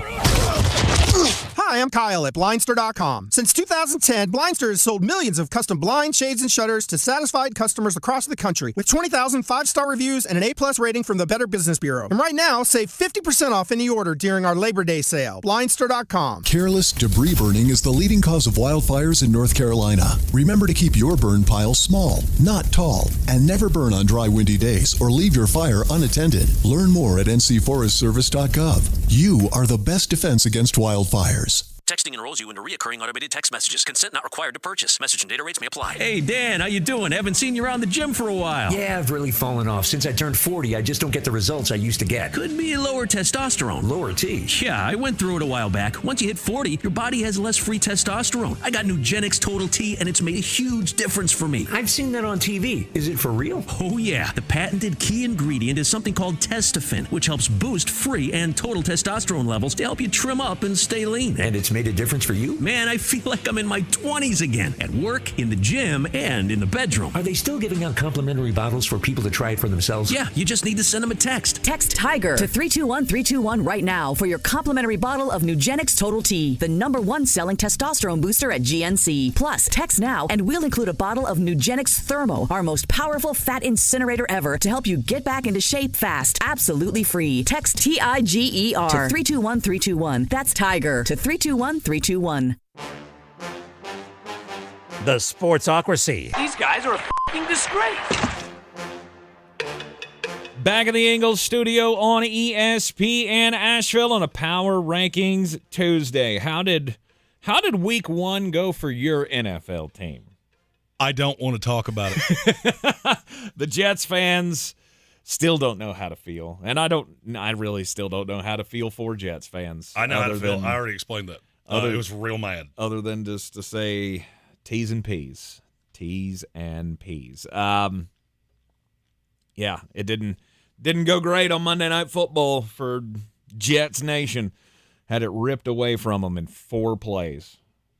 Aaron Rodgers, it was confirmed today. The MRI shows that his Achilles tendon no longer attached as it's supposed to be, and he will be done for the season, and the Jets will roll on with Zach Wilson as the quarterback. Ugh. Yeah. We are here in the midst of a Power Rankings Tuesday. Number 22 was the New York Giants. Number 21 is another NFC East team, and I bet you can guess which one. The Washington Commanders. See, this is where I differ from you, because I'm not sure that Washington's better than New York at this point. Did they get beat 40-0? No, but did they give up 417 pressures? No, but they struggled with who we believe is the worst team, or one of the worst teams in this league, with a first-time quarterback making his second start. Yeah, you didn't blow them out. Still found a way to win. Mm-hmm. And I think that's a talented team, and I think the offense is going to get better all year long. A lot of people were really down on Sam Howell. I wasn't one of them. He made some bad decisions. Yeah, he had a really costly fumble. But he also made some plays down the stretch of the game that show you that he has that mentality of whatever play it's going to take, I'm going to get it done. Just like he did at Carolina, he found ways to make, at least if he didn't win the game at Carolina, it still made it interesting down at the end. I like Sam. I'm still just unsure about this team. I like this Commander team, and I think they're really, really close to the team at number 20. But before we do that, we have another super chat.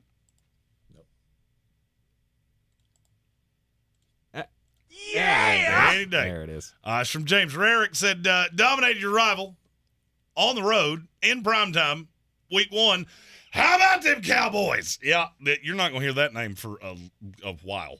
So we really had to make sure we got that in there to say we didn't forget about the Cowboys. They're just going to be way away. They're going to have a number next to their name that might shock you. But it certainly shocked Tank when I told it to him this morning. It did, and I went, "Wow, talk about your overreaction Monday." But it's a Tuesday for some reason. It's not an overreaction. Yeah, we'll talk about it coming up in the next hour of the program. But you think this team is going to get better? I do. That Washington can be competitive this season in this division. I think they will evolve all year long. The record's not going to be beautiful, but if at the end of this year you can look at Sam Howell and go, that's our quarterback of the future, then it was a successful season. Okay. All right. Now, that probably means Ron Rivera will be gainfully unemployed. I have changed my mind on that. Thank you. But I also think Eric Bieniemy needs some – he left something to be desired as the play caller to me. So the hope is that gets better over the season. Yeah. Speaking of coaches that are going to be unemployed soon, number 20. Tank didn't love this one at all. The Las Vegas Raiders. Nope. You're about 10 spots too high for me. 10 spots? Who that's behind them is better than them? At least 4 of these teams. I'll go Commanders, Giants, Bucks. Hell, I'll even say the Vikings are better than this team. And I think your hatred of the Raiders. They're awful. What did the Raiders do to you? They're terrible. Show me on the doll. Where was it bad? Show me where this team's good. What do they do well? Well, they Jimmy Garoppolo'd awfully well against the Denver Broncos, who you thought was a really good defense. Yeah, but I could be swayed. Apparently, I could be swayed. Denver's a dumpster fire. Just because the Raiders win by 1 point over that team doesn't mean they're not a on dumpster the road. Fire. On the road. In a rather hostile environment against a division rival. And your derision of the Raiders is comical to me. I'm not saying they're great, and I tease and piece for you this week because you get Josh Allen this week, and he's probably a little perturbed. So that might not go well. There's going to be a lot of losses. Their schedule. You know who's not going to average 4 yards a throw this week against your team? Josh Allen. It's just not going to happen. I just don't see anything good about this team. You just hate the Raiders. You're a Raider hater. I am. I liked Jimmy Garoppolo when he was with a good team, just like Brock Purdy. I like him because he's with a good team, and that's all I need you to be. Jimmy Garoppolo coming to the Raiders, like you have to be a dude to win games with them. And he was a dude. And it's not going to happen. He was a dude. Oh, okay. In week 1, he was a dude. He's like the 4th highest rated quarterback in the league. So, yes, it was only 1 week, but it was also 1 week against a team that I think I've heard you say how good their defense was about 400 times. So, just throwing that baby out with the bathwater. Absolutely. 20 and 26 for 200 yards does not tell me you're good at this. Pretty good. Yeah. Okay. It's pretty good. Let's see you do it again. Oh, and I'm not saying. I'd love to. And there's an entire possibility that he won't. He did exactly what he was asked to do. You went in, you won a game against a division rival. Yep. Now, there's a great possibility you're not going to win another game for a month because your schedule is awful. And as that happens, it will sort itself out. Also, right now, I would, if you told me the Raiders and the Giants played right now, after what I just saw of that team, give me the Raiders. And I'm not sure it'd be all that close because they're going to get after your quarterback. Well, that's a good point. Yeah. That is a good point. They can do that. Mm-hmm. Still don't know if that qualifies them for 20th, but okay. Number 19. The Atlanta Falcons. What, anything impress you about them? They are going to run the ball down people's throats. Mm-hmm. I mean, just down people's throats.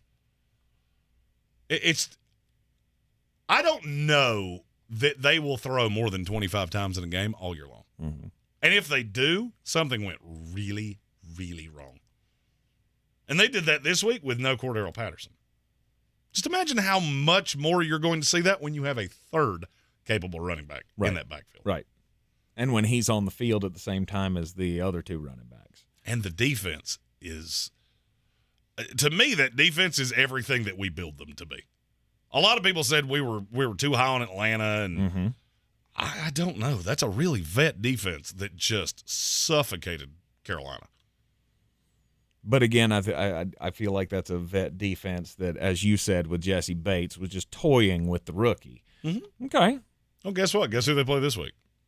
The Green Bay Packers. Oh. That, to me, is top 3 most interesting game of the weekend. Mm-hmm. I think you'll learn a lot from that one, and it's in Atlanta. Yeah.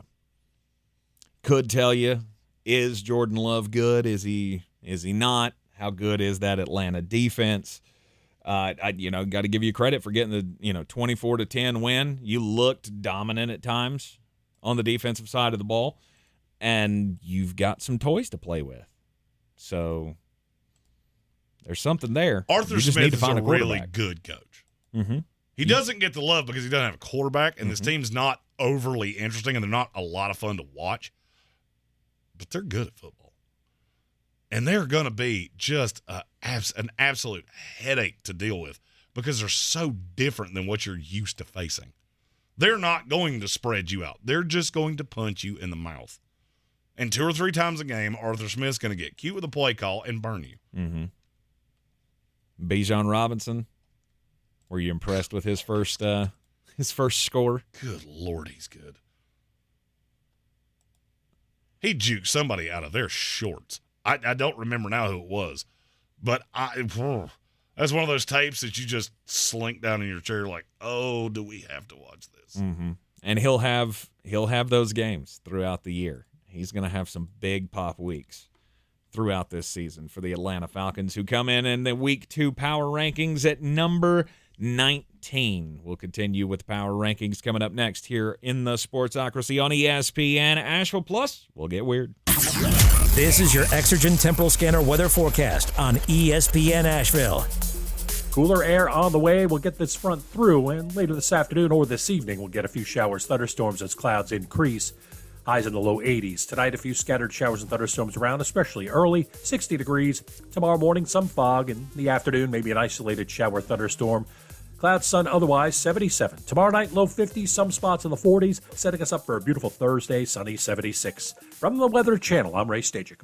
This report is sponsored by Blindster.com. Hi, I'm Kyle at Blindster.com. Since 2010, Blindster has sold millions of custom blinds, shades, and shutters to satisfied customers across the country with 20,000 5-star reviews and an A+ rating from the Better Business Bureau. And right now, save 50% off any order during our Labor Day sale. Blindster.com. The countdown is on to our 2023 iHeartRadio Music Festival. The most massive live music event of the year. Friday and Saturday, September 22nd and 23rd at T-Mobile Arena in Las Vegas. Streaming live only on Hulu. Brought to you by T-Mobile. Experience more of the music you love with the record-breaking 5G network. T-Mobile customers can unlock VIP benefits at the festival all weekend long. It's better over here. See why at T-Mobile.com/SEEWHY. Foo Fighters, Fall Out Boy, Kelly Clarkson, Kane Brown, Lil Wayne, Lil Durk, Lenny Kravitz, Miguel, Public Enemy, Sheryl Crow, Travis Scott, Tim McGraw, TLC, 30 Seconds to Mars. Get your tickets now. iHeartRadio Music Festival. AXS.com.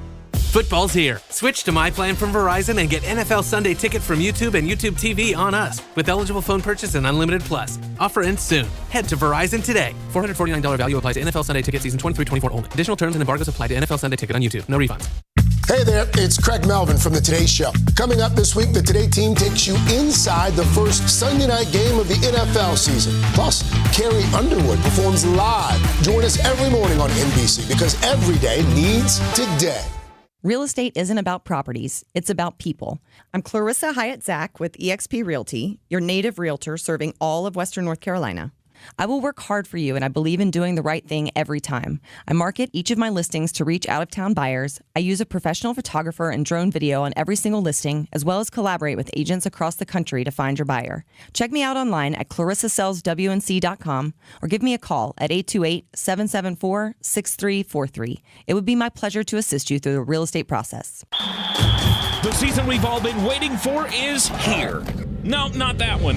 The season of the Big Orange Tent is underway in Western North Carolina. The area's largest selection of Halloween costumes, decorations, and accessories is at the Big Orange Tent at the Asheville Mall. Halloween Express is your one-stop shop for adult and child costumes, superheroes, horror icons, inflatable suits. You can find it all under the Big Orange Tent at the Asheville Mall. 10 to 8 Monday through Saturday, 12 to 6 on Sundays.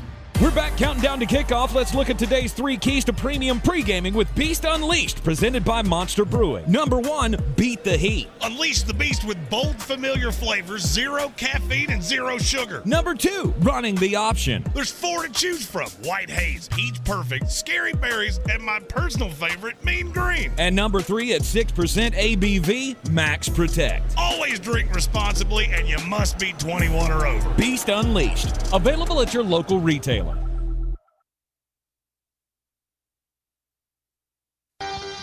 On the weird scale, there's Vegas, there's Florida, and there's Asheville. Let's get weird, Asheville. Back in the Sportsocracy on ESPN Asheville, 92.9 FM, 880 AM, and 1400 down in Florida, where it's already hard to travel. You ever tried driving in Florida? It's like Mad Max. It's like Thunderdome down there. The last thing you need is the people making it more difficult. News story out of Jacksonville. A 20-mile-long yellow line has shown up in the middle of I-95. It crosses lines all over the place, and nobody knows where it came from. So the TV station went on a hunt, and they went, okay, we're going to go from the end of the line all the way to the other end. They followed it for 20 miles, and it ended in the parking lot of a place called Acme Barricades. Would you like to guess what they do for a living? Do they fund Wile E. Coyote? No, they do not, but that is a great guess. They actually put up all the barricades for the Florida DOT in Jacksonville. They followed the line all the way to their parking lot and went, yep, I think we found who this was. A 20-mile yellow line. Just confusing the hell out of everybody on I-95. There were almost 3 accidents, by the way, while the crew was following the line in their vehicle. Dumb people. Just doing dumb things. My story also about dumb people. It's a dumb man, to be specific. 55-year-old Eric Lamaze. That name sound familiar to you? He has a class, right? For pregnant women. No, but that's also a good guess. He was a Canadian Olympic gold medal show jumper. I don't know what any of those words mean. That's got to be an equestrian thing. It's something with horses, or he just really likes horses because in his AP picture, he's on a horse. He is being sued for $1 million because he had he was in a deal with the Iron Horse Farm. Apparently, he sold them 3 horses that were just not quite up to snuff. That was in 2010. They have been litigating this for 13 years. And he just tried to pull a trick for the second time, and it didn't work. He tried to delay litigation by telling people he had brain cancer. That's just horror awful to begin with. Yep. It's the second time he's done it. Provided fake medical records both times. All they did was call the doctor and go, hey, you know this guy? Nope. That's weird because you just signed a form that says he has brain cancer. No, sure it didn't. And crimes. Yep. When do we start putting people in jail for that? I mean, that's a jailable offense. Absolutely. I mean, that's medical records fraud that's a thing, right? I'm talking about just saying you have it because you're just a schmuck. That is very true. And it happens way more often than you would think. Yep, it sure does. Yeah! We got a super chat in the YouTube comments. We do. It's from our buddy Matt. Said, when Rodgers went down, I instantly felt bad for Jeremy Green and Rich Eisen. Y'all deserve better. I appreciate the teas, the P's, the thoughts, all the things. I'm okay. You know, I mean, I'm not great. Kind of feel like it's been a death. Yeah. That's really how it feels. Yep. I know some people will, you're really taking that too far. No, I'm not. No, I'm not. And this is, I was very attached to this team. I was very excited for this year, and you let all the wind out of my sails just immediately. Yep, we are very comedy tragedy faces today on the YouTube stream. It's Beer Master Calvin Rogers says, is Tank always smiling? We need more people like Tank in the world. It really counterbalances the look on my face today. I am always smiling, and it's part of my charm. It's also part of the thing that makes Jeremy want to kill me most days. You do. Your face is very punchable sometimes. Like, why are you smiling? We're having a horrible day. It's because the world is bright and we're on the right side of the ground, basically. At number 18 in this week's power rankings in the NFL. So this was a tie for me. Okay. Technically, I had two 19s. It's the New England Patriots. And here's why I say this. I cannot differentiate New England and Atlanta. I do not believe in your quarterback. I really believe in your defense, and I think you'll be able to run the ball. Mm-hmm. The difference is one of you plays in the NFC with a really weak schedule. The other one plays in the AFC. Now, the Jets are not nearly as terrifying as they were 24 hours ago. Right. So, I mean, New England represented themselves well against Philadelphia. You showed a lot of heart. Struggling to speak all of a sudden. Maybe I'm having a stroke from the little infarction that I had earlier. But I still don't think you're any good. I mean, you're fine. You're going to play defense. You're going to run the ball. And what does that translate to? Right. I actually believe more in that quarterback than I do with the one in Green Bay than I do with the one in New England. And I think that says a lot about Mac Jones. Because I don't like Jordan Love. No. But now the team they were tied with was the Falcons. Oh, they were tied with the Falcons for you. That was the last team we talked about. Oh, I thought they were tied with the next team. No. They were a spot behind them. I don't know. New England is one of those. There are two teams in the rankings, one that's coming up real soon, and New England. I just feel like they live in that spot. Mm-hmm. And that's where they are, and that's where they're going to be. Yep. I am very interested to see what that Miami-New England game looks like this week. As much as LA was able to run the ball on Miami, could be a big week for Ramondre Stevenson and Ezekiel Elliott. Although they may have to throw 8 billion times to keep up with that Miami offense. All right. Number 17 then? Jordan Love and the Green Bay Packers. There you go. That's another one, though, that you look at. Defense, run the ball, but what about your quarterback? I don't know that I saw that the same way you did. Really? I told you in the offseason, I never liked the tape on Jordan Love coming out of college, but that's all I have. He's been behind Aaron Rodgers for 3 years, so the only time I've ever seen him was the one time he had to start for Rodgers, the only week he got first-team snaps. Now, I'm not jumping up and down saying, oh, yeah, no doubt he's a great quarterback. You just compared him to Mac Jones. I will say I trust Jordan Love infinitely more than I trust Mac Jones because I know what Mac is. Jordan Love's still kind of a mystery to me. Mm-hmm. There's an argument to be made that he just played the best game he'll play all year because he could come out and be terrible next week, and it wouldn't shock me in the least. But what if he's not? I mean, he had no weapons last week. You're playing with a third-round rookie? Mm-hmm. And a rookie tight end, and Aaron Jones was basically really all you had. And you just smoked the Bears. I'm not going to say I changed my mind, because I didn't. Mm-hmm. I was reasonably impressed with what Jordan Love did. I was as well. He exceeded my expectations. I did correctly predict that Aaron Jones was going to be the focal point. He ended up scoring both of the touchdowns in the game. Well, he wasn't really the focal point. He only had 11 touches.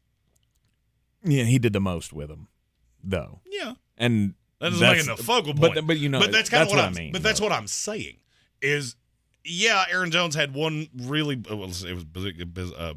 was a big reception. Mm-hmm. I'm starting to get worried here. Like I got something pressed on my brain or something. But other than that, he didn't do a ton. I mean, he had 2 big catches. You had a lot of things working against Jordan Love, and he came out and made Chicago look awful. Mm-hmm. He may not be absolutely terrible. And if he's not absolutely terrible, then this is a team that can vie for their division and a playoff spot and all of the things. The biggest thing for me is if your defense is as good as what I saw against Justin Fields, which is a difficult team to game plan against because they're very different from what you're used to seeing. If the defense is that improved, we slept on Green Bay. Yes. I didn't think with the same coordinator that I was going to see that. And I had no reason to think that. That team was out of position constantly last year. And a lot of it fell back on the coordinator. But I was impressed by Green Bay. How much of that could have been just blippier, you know? They were really good 2 years ago. Awful last year. If they're good again, then there's going to be a lot of wins on that schedule in the NFC. It's true. Number 16. The Pittsburgh Steelers. You cussed your wife's team a lot on Sunday. Ooh, that one made me look like a big old dum-dum. Well, you didn't really expect the Pittsburgh Steelers to come up and fold up like a cheap lawn chair at home in the opener, but they did. How much do you take away from that? I mean, I thought San Francisco was much better anyway. Person to person, I guess, or you know, roster to roster. But I thought Pittsburgh would be better, more prepared for San Francisco than they were. I downgraded Pittsburgh significantly. I think I need to see it again. You need to see him get beat again like that? I need to see Kenny Pickett look that bad again before I'm just ready to throw everything out. But doesn't he look that bad half of his starts? Like sometimes, not like that. Sometimes that's the worst I've seen him look in the NFL. Okay, he didn't look like he belonged in this league, and it just got worse and worse and worse and worse. He was rattled. He was inconsistent. It was awful. But I'm going to say the same thing that you said about Green Bay. Is it possible that was just a one-off? He looked so good in the preseason. I know that's the preseason. I get it. But that looked completely out of character for Pittsburgh. Mm-hmm. And I'm just not ready to throw them away yet. Right. I'm not necessarily ready to throw them away. It's just maybe I'm wrong. Maybe I have the wrong impression of Kenny Pickett, but I felt like he did this last year, where he had some games where he looked like a decent quarterback, and then there were other games where it went, oh yeah, that's kind of what I was expecting. Well, that's looking like a rookie, which is what he was. He looked like an XFL quarterback. And I don't think you're going to see that consistently. Mm-hmm. But if you do, we have grossly overvalued that team. Yes. My biggest knock on them, I can't believe how bad that defense was. That defense should be terrifying. I know you're not great at corner, but Brock Purdy just absolutely annihilated you. Yep. And I don't know what to do with that. It's a bad sign. But do you happen to know who they play this week? Pittsburgh? No. Who? The Cleveland Browns. Yeah, it's not going to be great. I already have a dedicated lean in that game, and it's probably not what you think. You calling the bounce back here? It is a division game, and crazy things happen in the AFC North. You are in the Sportsocracy. This is ESPN Asheville. 92.9 FM, 880 AM at 1400. I believe real estate isn't about properties. It's about people. I'm Clarissa Hyatt-Zach with eXp Realty, serving all of Western North Carolina. Navigating the home buying and selling journey can feel overwhelming at times, and that's why having an agent who cares about you and your needs is key. I'm a native of Western North Carolina, and I close over a home a week. I'm an expert in the market, pricing my sellers correctly to net you the most money, and working as a skilled negotiator for my buyers. Please give me a call today at 828-774-6343 to set up a complimentary market analysis. Are you Beer City's best fantasy football player? Your chance to prove it is back. The Sportsocracy's Battle for the Belt is back for year 2 with 2 ways to win. Our standard contest and the new Eliminator Challenge for the most hardcore of football fans. Play fantasy football with us every week of the NFL season and compete for a cause with proceeds benefiting Evelyn Charity's St. Nicholas Project. Register today at thesportsocracy.com and take your shot at the title of Beer City's fantasy football champion. If cleanliness is next to godliness, look around the car right now. Is that very godly? Look, life comes at you fast, but so does WBNC Auto Detailing. They have the tools to make your interior look like it's coming off the showroom floor. You don't believe me? Check them out on Instagram. All that filth and years of stains disappear. WBNC Auto Detailing does full interior and exterior details with paint correction, and they do wax and ceramic coatings. Call WBNC Auto Detailing at 455-3700. Premium care with a Southern hospitality touch. Every day, you breathe in thousands of microscopic germs, allergens, and viruses. Don't let these invisible invaders make breathing through your nose impossible. Flush them out with Navage. Navage uses powered suction to pull saline in one nostril around the back of the nose and out the other nostril, helping flush out all the nasty things that make you miserable. Nearly 4 million people use Navage to breathe better, snore less, and feel healthier. People like Cindy, a verified Navage user who writes, "I've had such awful nasal congestion for the last couple years. I bought Navage and OMG, I can breathe again. I love this thing. Goodbye neti pot, hello Navage." End quote. If you suffer from sinus congestion, allergies, or snoring, then Navage is the safe, drug-free solution you've been looking for. Navage is at Walmart, Walgreens, CVS, Rite Aid, Target, and Navage.com. Navage. Navage. Clean nose, healthy life. Gillette Intimate gives guys a gentle and easy shave on there. And around there. And even under there. Don't treat your groin like junk. Respect it with Gillette Intimate, the best a man can get. Buy now at a retailer near you. Staples has big savings on everything for school or the office. Save on school essentials like notebooks, pens, and crayons. In stock and backed by Staples Price Match Guarantee. In-store only. Visit staples.com/price match for details. School on, save on at Staples. Dr. Rebecca Merrill and her staff at Asheville Smiles are here to get your smile back on track, offering comprehensive dental care from teeth cleaning, fillings, and crowns to smile makeovers with Invisalign or veneers and so much more. Asheville Smiles also has all the up-to-date technology, including same-day crowns, digital impressions, so no more goop, 3D x-rays, and single-tooth anesthetic wands so your entire face doesn't feel numb when you leave. For the highest level of comfort and care, call my dentist, Dr. Rebecca Merrill, at Asheville Smiles. The Sportsocracy. Pull up your pants, take off the bra, and be a man! And we are live at the Ingles studio on ESPN Asheville. Power Rankings Tuesday. We're up to number 15. It's the New Orleans Saints. And you didn't let me do it. I'm sorry. The New Orleans Saints. There you go. The New Orleans Saints, they got the 1-point win over the Tennessee Titans. What'd you learn about them, though? The offense is going to be a problem. I knew they were talented defensively. You know how I feel about Dennis Allen. Mm-hmm. But seeing Derek Carr come out there and just sling it, yeah, you're going to be fine. Michael Thomas, man, he sure looked like Michael Thomas from days gone by. Which is a great sign. And then you got Chris Olave out there eating.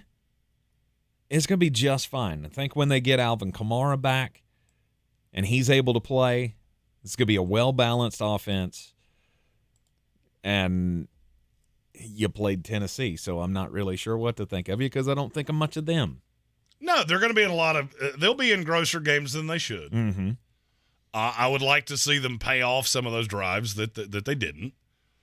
But I was really encouraged by what I saw from New Orleans. And New Orleans comes up to Carolina this week to play the Panthers, which is not good news for the Carolina Panthers, in my opinion. At number 14. The Seattle Seahawks. Are we here already? I mean, you did get killed by the LA Rams, which is never a good sign. I mean, unless we were talking 2 years ago in the Super Bowl run. But I don't know how you can walk away from that and not think, man, that didn't look like Geno Smith last year. No, Geno looked like regular Geno. He was super Geno last year. Now he's just normie Geno, who's not good at football. Did any team in the NFL that you believed in scare you more this week than the Seattle Seahawks? No, not a one. Because there's one for me, and we're going to talk about them real soon. If you're going to continue to do this, you're gonna lose DK, because that guy does not have his head screwed on straight and cannot keep his cool during a game. No, he's had that problem for quite some time. I know, but what I'm saying is, if it gets real bad, if you start stringing losses together, he may do something that he can't come back from for a while. It's never a good sign. I'm legit worried about the offense. Mm-hmm. The defense looked terrible, but I can put that off as a one-off of things just it went downhill, and you lose Charles Cross, and now they're getting home, which still doesn't make any sense to me. But, man, there is no team in the NFL that needs a good showing this week more than Seattle. Yep. Because if you think the Lions can hurt your feelings, mm-hmm. you lost to a team that, to me, is completely bereft of talent. The Lions are not. Mm-hmm. And Jahmyr Gibbs and Amon-Ra St. Brown. Say it again. Amon-Ra St. Brown. That dude could hurt you. Did you see what Puka Nacua and Tutu Atwell did last week? And that's kind of my point, is you're really invested in this secondary, and it looked terrible. Amon-Ra St. Brown's probably going to be on my go-to list this week. He probably won't be on mine because I have a funny feeling they're going to crack down. That game has trap written all over it. That's one of those. Seattle looked that bad. The Lions looked that good, beat the Kansas City Chiefs. Now they're going home. Everything tells you it should be the Lions. I've wagered this sport for quite some time. That's one of those that, oh man, everything's trending in one direction. So why do I want to pick Seattle? Yeah, sets up nicely for the reverse play there. And then number 13, the unlucky 13 this week. The other team that really makes me nervous. The Buffalo Bills. 22-16 lost to the New York Jets last night, despite the fact that Aaron Rodgers went out on the fourth play of the game. Zach Wilson, he looked fine, I thought, against the defense. He was a middling quarterback in the NFL.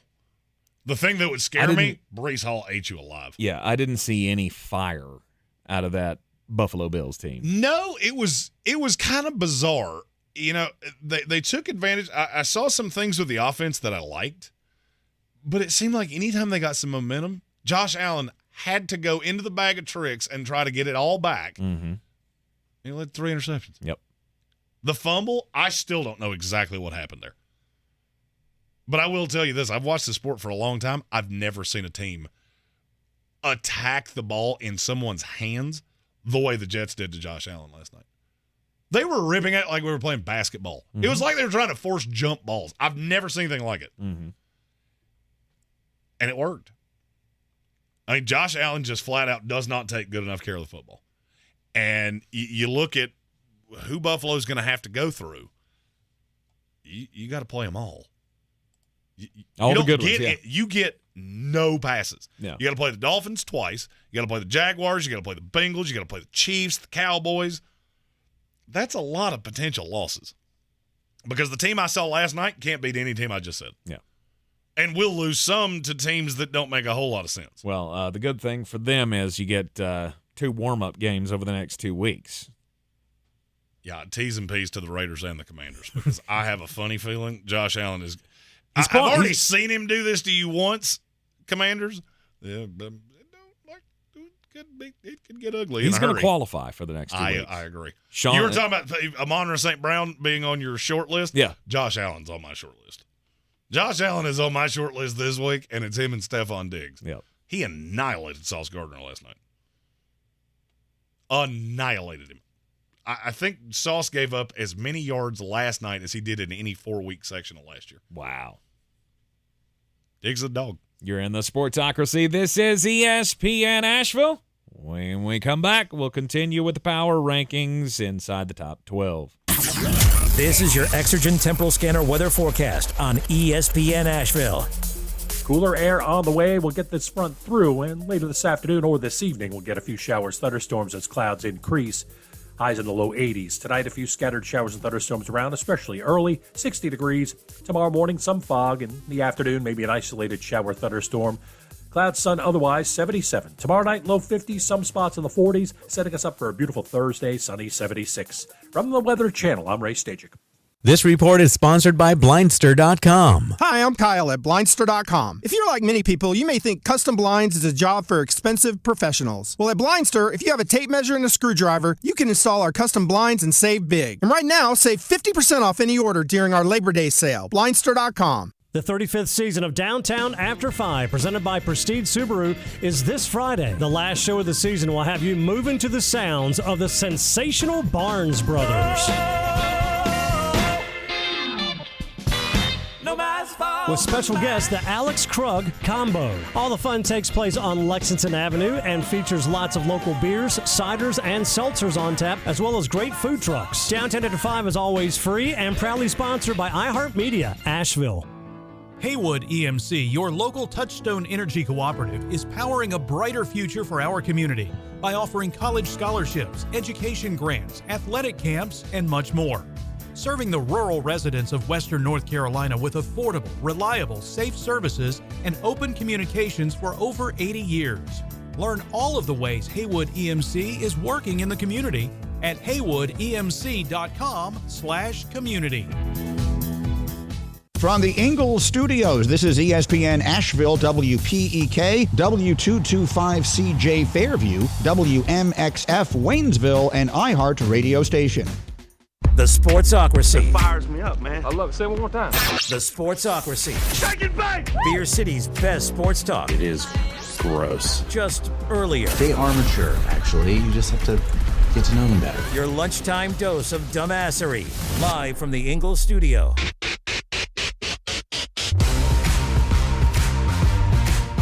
It is the Sportsocracy, and we are live in the Ingalls studio on ESPN Asheville 92.9 FM, 880 AM, 1400, and we're heard everywhere around the world on the iHeartRadio app. Take us with you everywhere you go. It is a Power Rankings Tuesday here in the Sportsocracy. Now, every time I hear that open, I can't help but think of your children going, there's a bad word in it. Yeah. You should never have told me that, because every time I hear it, that's all I can think of. Yeah, they were very impressed. You can't say that on the radio? Yeah, I can. Name's on the door. Name's on the door.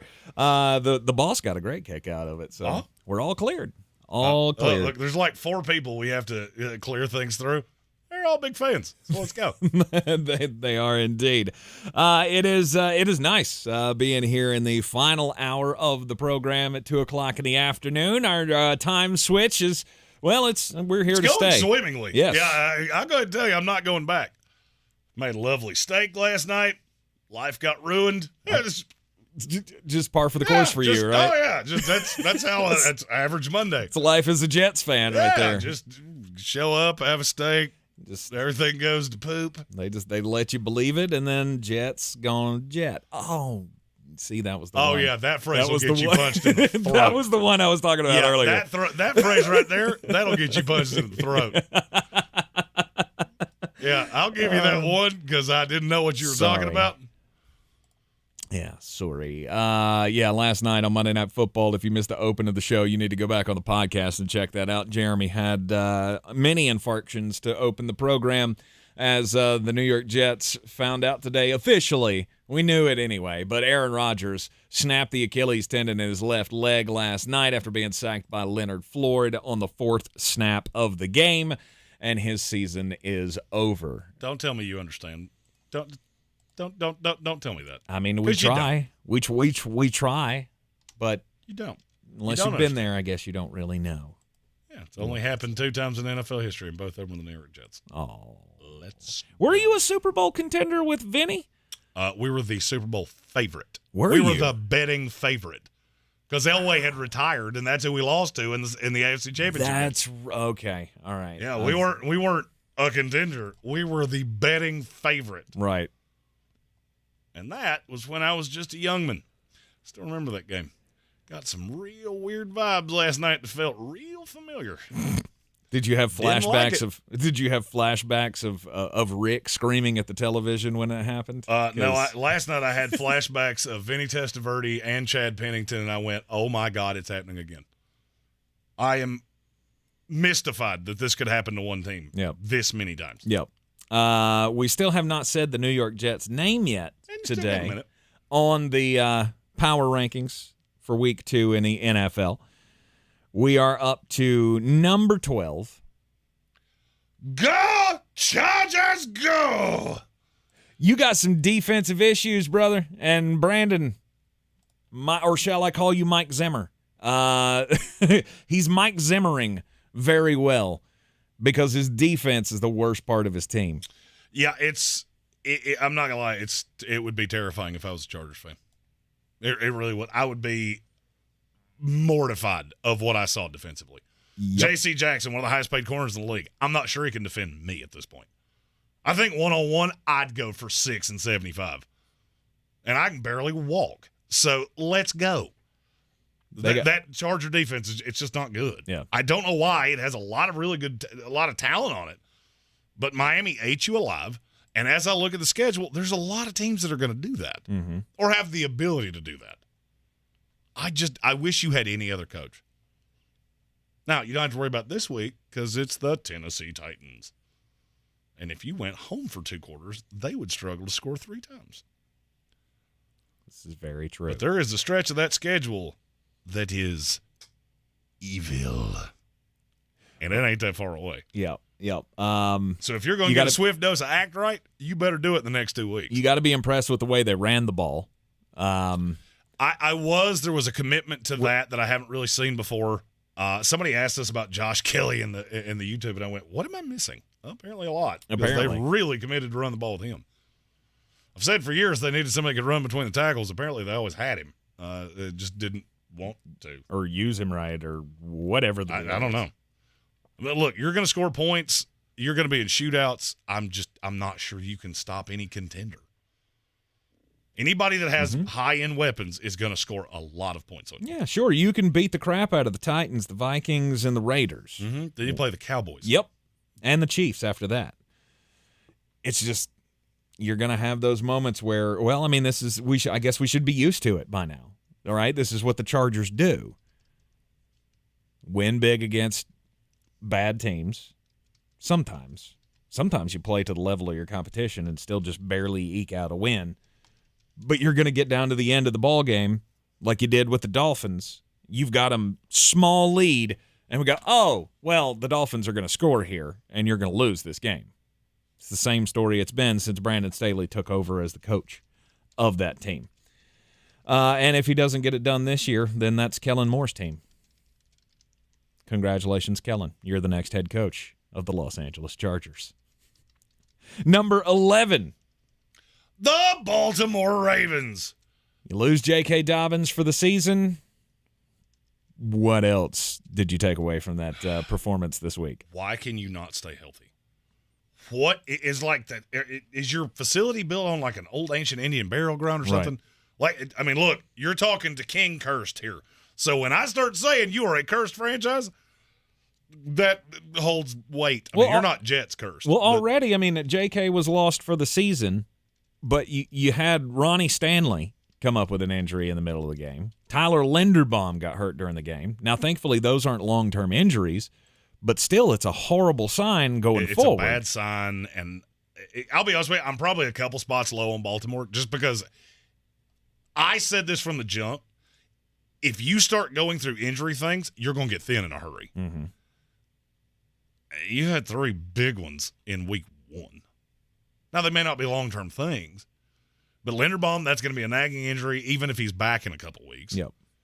Ronnie Stanley's lived hurt. And Marcus Williams is a really integral part of that defense.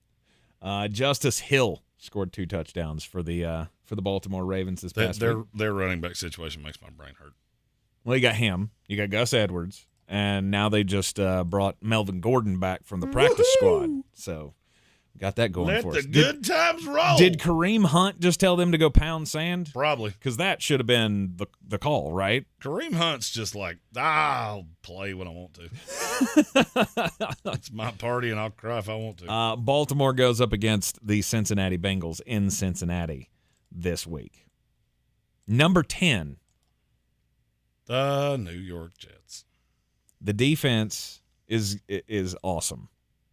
And apparently your special teams are killer as well. Yeah. Xavier Gibson with that 65-yard punt return for a touchdown last night. The walk-off on Monday Night Football. It's little things like that that are going to get you wins in this league, obviously. And you're going to have to rely on the defense. You'll have to rely on the special teams and your running game if you're going to win a bunch this year. The running game is the big difference. Because now you don't have a quarterback. The running game is the big... I mean, if last year was any indication, which I get people can grow, but how much can we expect Zach Wilson to have grown in just one off season? We have to remember the offense is completely different. You've got a coordinator here, and I know a lot of people like to throw shade at Nathaniel Hackett. Frankly, I did last night for extended period of time. His name was said in very hushed tones around my house for 2 quarters. That's what a lie sounds like. Nothing was hushed about that. No, it was nothing hushed. Frankly, there's probably people thought there was a murder happening in my house, but there was of my liver.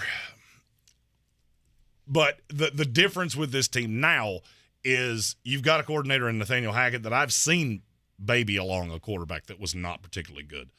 He took them to the AFC Championship game. And you know what they did? They ran the ball. They played really good defense. What is this Jets team going to do? Run the ball, play really good defense. I said this from the jump. Super Bowl aspirations, that's out the window. Mm-hmm. You're not doing that. No. Can you still be a really good football team? Yeah, you can. You won a game last night that you had absolutely no reason to win. Zach Wilson made one horrifically bad decision. You also have to remember, he hasn't taken any reps with the ones. So he was thrown to the absolute wolves because Aaron Rodgers got in every first-team snap because he didn't play in the preseason. Mm-hmm. So I think you could see some growth out of Zach as time goes on. And the other thing you got to remember, Aaron Rodgers is going to be on that sideline. Yeah, he'll have a boot on his foot.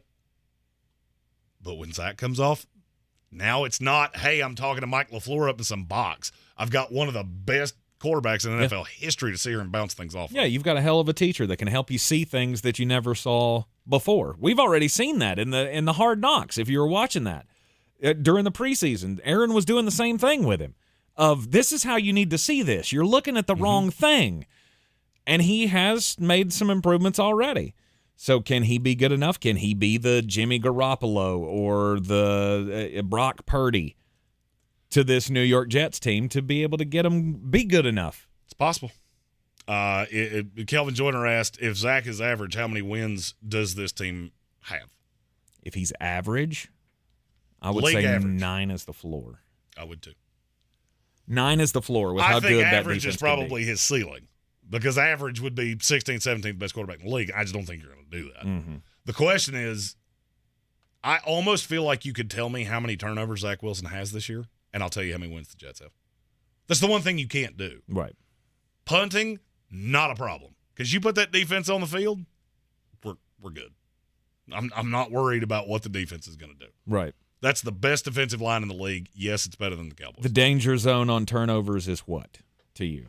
What number would you put that at? 15 to 20? 15 feels a little low. The first 2 years in the league, he had entirely too many, but I don't remember how many it was. So he went 11 interceptions in 2021. That was playing 13 games. He had 7 last year playing 9. And had 6 fumbles. Honestly, if he can do that, I think he'll be just fine. Because you're going to run the ball. Yep. You're not going to get behind, and you're not going to put him in as bad of situations as you did over the last 2 years. Got the Cowboys in Jerry World coming up this week. Yeah, I don't want to talk about that. That's not going to be fun. That's going to be a long day. Yes, it's not. I think I might have to find something to do that day. Number 9, the Cincinnati Bengals. How much are we taking away from the 82-yard performance from Joe Burrow? Again, I think that it meant more to me for the Browns in that I believe in them. I always believed in them more than most people. Mm-hmm. I don't think that was that shocking. Really? I don't. That shocked how bad it Joe was. Burrow's mother. How bad? Well, of course it did. It's biased. How bad it was shocking. The fact that Cincinnati lost to the Cleveland Browns didn't shock me in the least. Oh, no. Now, I thought you were talking they about got pummeled. That's where it went. Okay. I thought you were talking about the fact that Joe Burrow completed less than half of his passes for under 100 yards. Yeah, no, that part was shocking. I never thought you'd see that in his career. I didn't really either. I do have some reservations. Now, you got to realize 9 that's a tremendous fall for a team that I have going to the Super Bowl. Mm-hmm. So I'm just not rushing to hit the panic button. Are you? No, I'm not. This team is way too talented, and they did this last year. Yeah, they got smoked by the Cowboys. They started out the season poorly last year. They were 0-2, weren't they, last year? I think they lost to Pittsburgh in the first week of the season. They did lose to Pittsburgh the first week, and it was something like what happened yesterday. Yeah. Or Sunday. And then the second week of the season, they lost to the Dallas Cowboys, I think, on the road. I believe that's how that went. I think Cincinnati will be just fine. I have no reservations about Joe Burrow. This is not he got paid and now things are cattywampus. I'm just not worried about it. Yeah.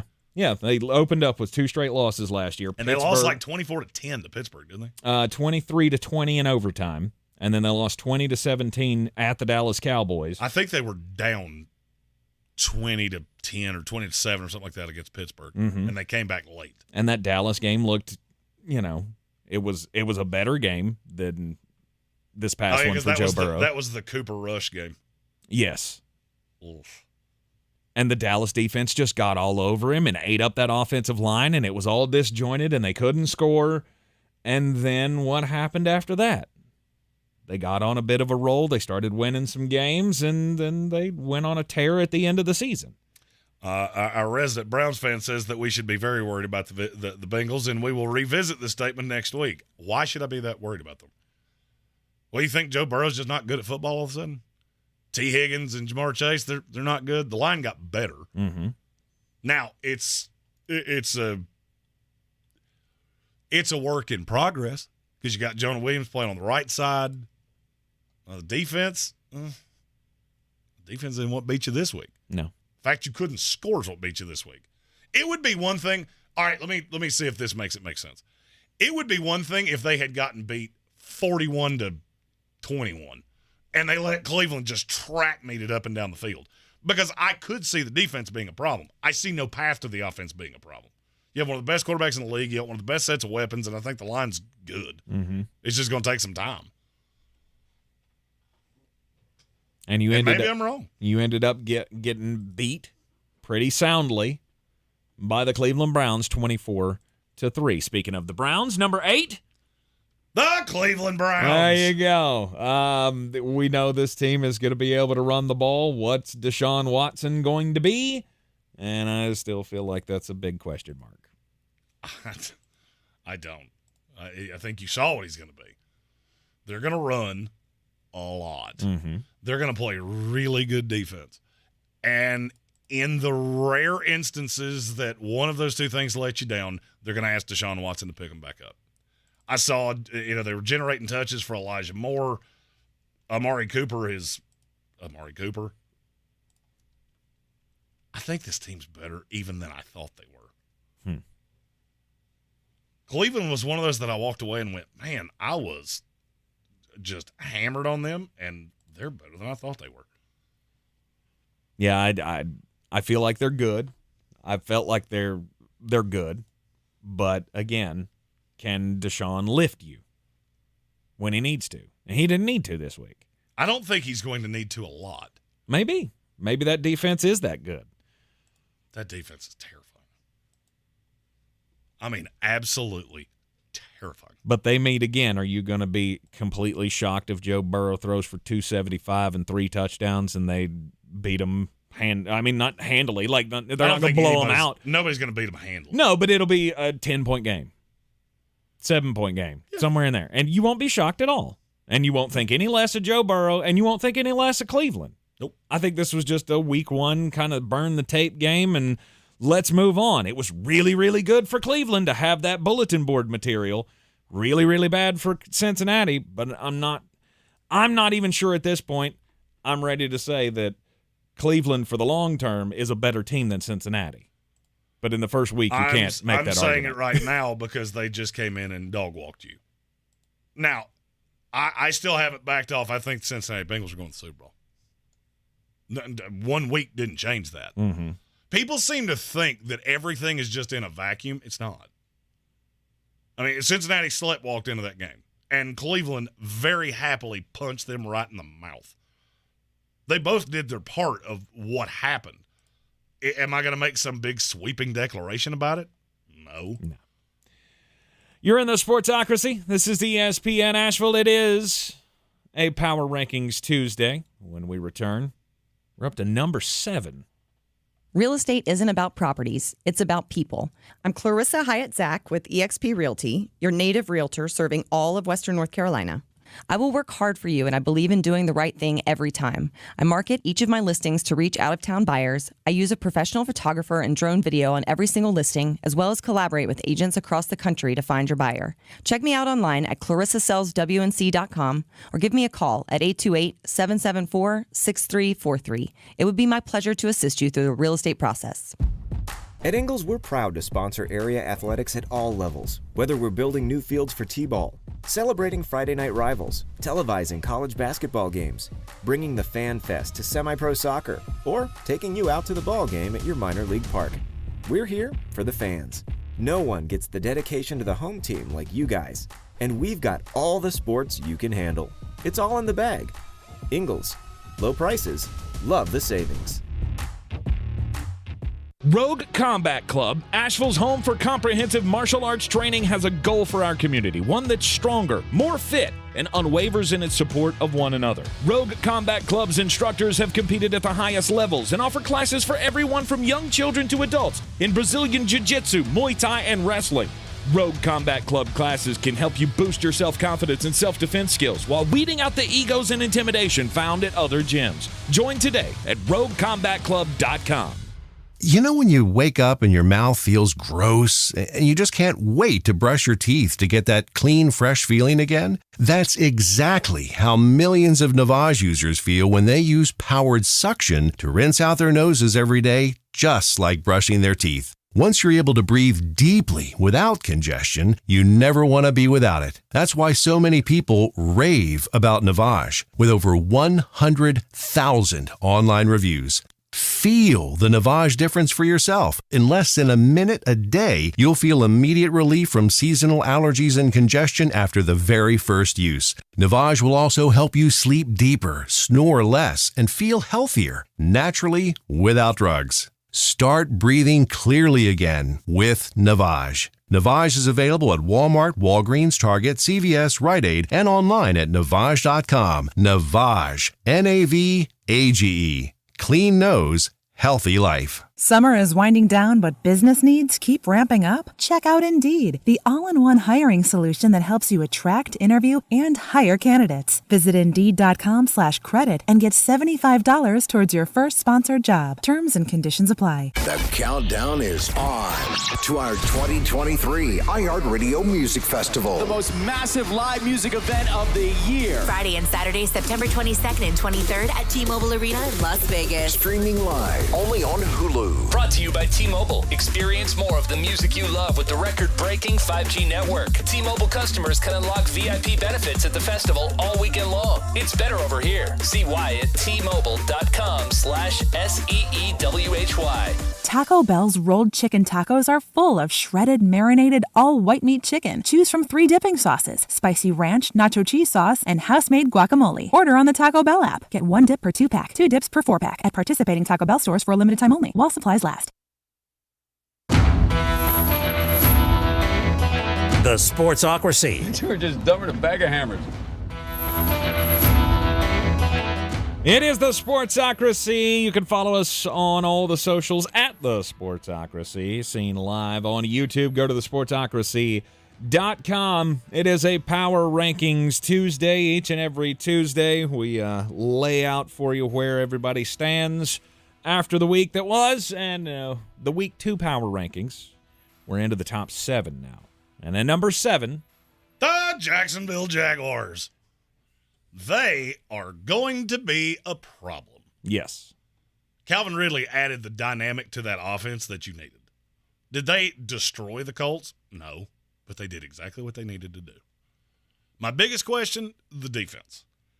It's going to have to evolve as the year goes on because I saw some things that I didn't love. Such as?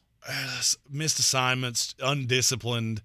It was specifically a play with Richardson. I can't remember exactly when it happened, but it was almost like all 11 players forgot the play, and that scares me a little bit, especially when your defense is as young as theirs is.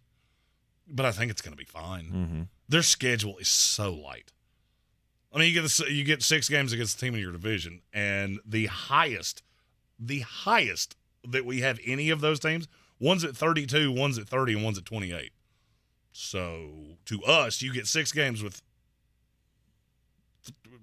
3 of the 5 worst teams in the NFL. Right. Couldn't figure out how to say that. You did well.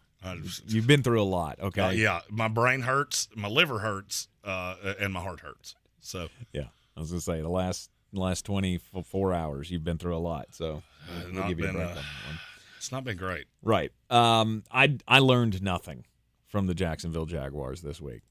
You were supposed to dispatch this team. You did. You did. And you had some bright spots. We expected Calvin Ridley to be good. I think Travis Etienne's going to be just fine as the lead back in that backfield. And, of course, Trevor Lawrence he's going to be in the MVP discussion for most of the year. I think he will. I really do. He's one of those that didn't necessarily get the hype because you don't consider him like Burrow and like Mahomes. Mm-hmm. He's right behind him. Because you haven't seen it yet. You haven't seen him take that leap. You haven't seen him have that great year yet. And once he figures out how to get all of his weapons involved in the game plan, then it's going to be a major issue for any defense that they face. I was not happy to see Christian Kirk be completely irrelevant. Yeah, I told you that was probably You told me that was a likely outcome, and I didn't believe you because I didn't believe in Zay Jones was going to get more looks than he did, but that's how it worked out.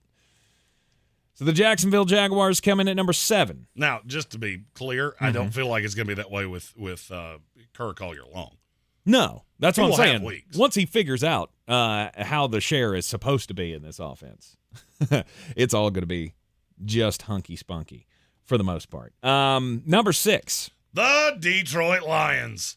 Now, I feel like this is a bit of an oversell here.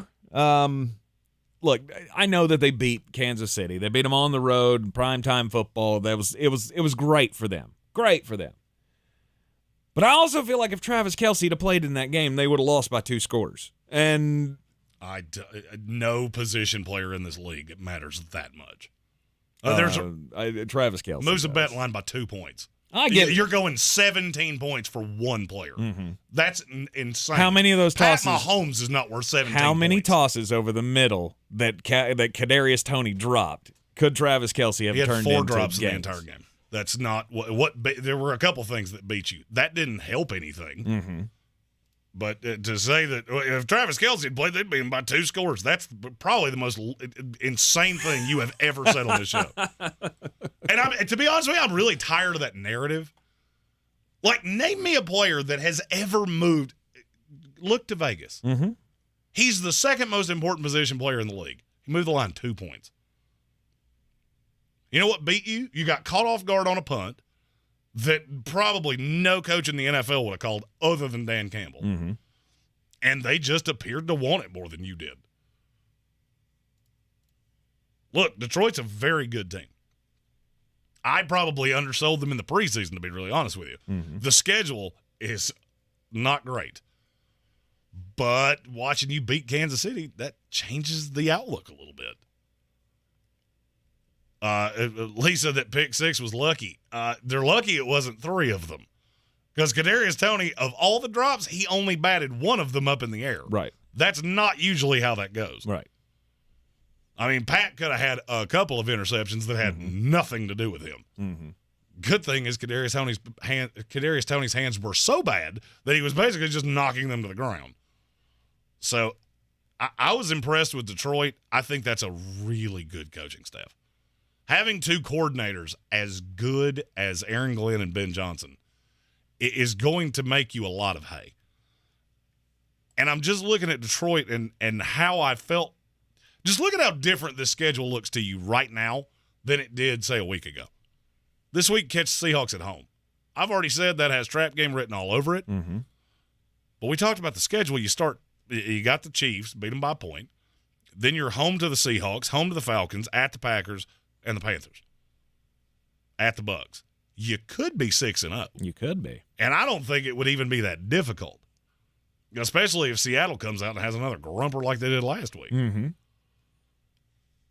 So, I mean, do you think I have them too high? A smidge, but not much.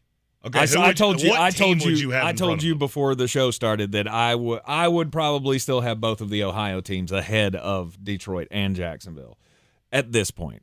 It just didn't sway me that much. I didn't have the Browns ahead of them in the first place. So you didn't do anything to have anybody pass you. The 5 teams I had ahead of them were ahead of them from the jump. Oh, they were this high for you preseason? I think they were 10. I don't remember. They passed Cincinnati. They were either 9 or 10. Mm-hmm. I remember they were in the top 10 because I made a graphic on it. And I hate their stupid logo. Okay. The last power ranking I have on here is 11. We had them at 11. Okay, so that might be. That might be the one I'm thinking of. Maybe so. But there were a few teams that they passed. But it wasn't a bunch. It's picking nits at this point because I feel like they're all top 10 teams between the Ohio teams and Detroit and Jacksonville. Yeah, it's all just picking nits because they're not the elite of the elite, but they're just outside that tier for me.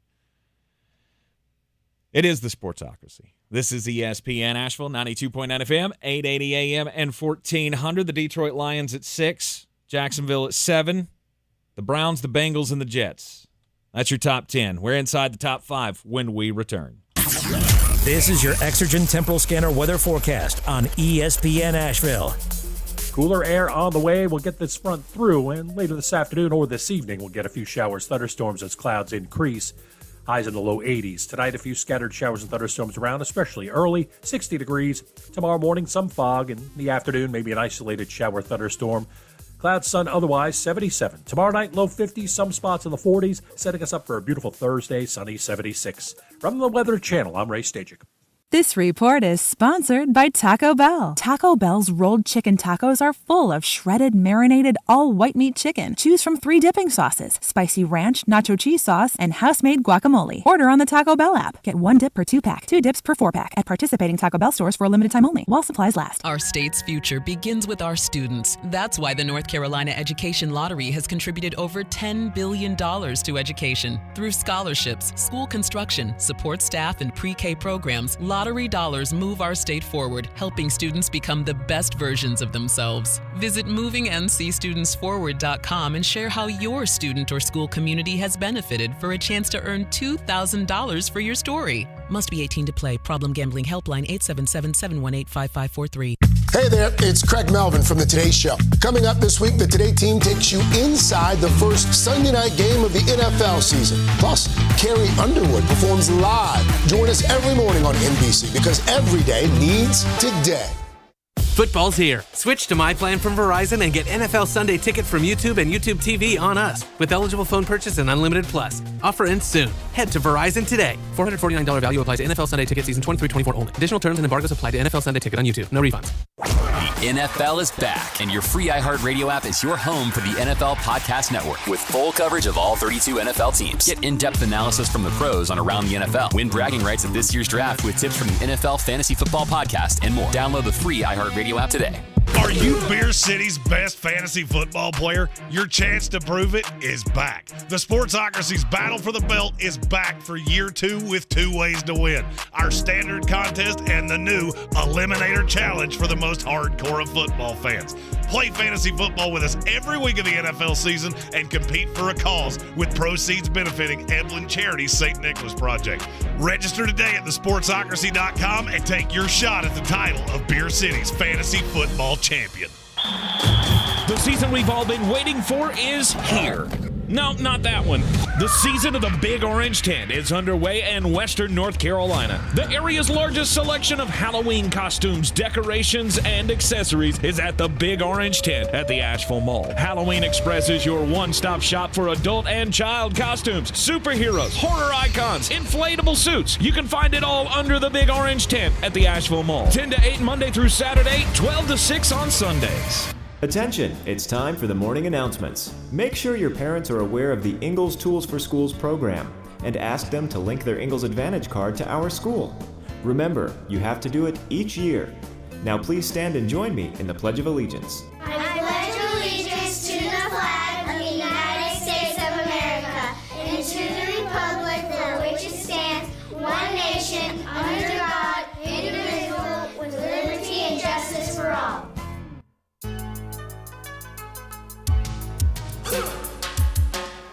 It is the Sportsocracy, and we are back in the Ingalls studio, and it's time for the most important message of the day. Don't do crimes! Oh, wonderful crimes happening in Florida. I'm just going to do all my stories from Florida from now on, apparently, because this one comes to us from the from the same news station that did the one about the weird line showing up on I-95. News 4 Jacksonville reports that a suspect in Gainesville stole an excavator over the weekend.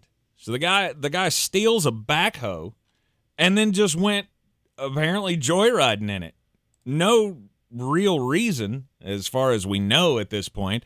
I mean, he may have been targeting someone specific with his first little jaunt down the street. As far as I can tell, he went at least a few blocks in the excavator before, well, he came to a screeching halt in the Walmart parking lot. Before he got to the Walmart parking lot, though, they do have a picture of rubble from a storage unit that he just drove completely through. Everything destroyed in that. And then he got to the Walmart, and I'm not sure if he was thinking he was gonna breach the front of the store, but he tried and failed. I mean, I guess that's the best part of the Walmart down there is the sturdy front door. I guess you got to build them to withstand hurricane winds and stuff like that. So, but I thought you'd be able to drive an excavator through it, but he tried and he got stuck. And then he didn't even think it appropriate to run from the police. They took him into custody with, quote, without incident.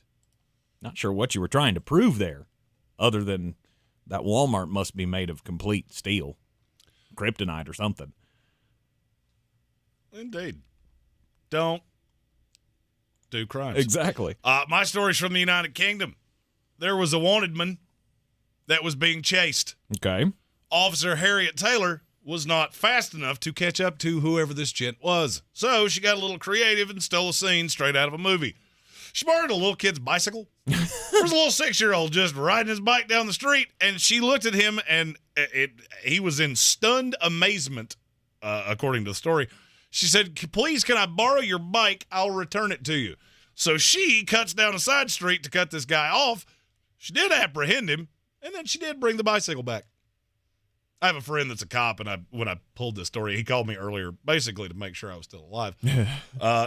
Knows I'm a lifelong Jets fan, and also knows how angry I get. Right. So I asked, does that happen a lot? No. That happens a lot in movies. It doesn't happen a lot in real life. Mm-hmm.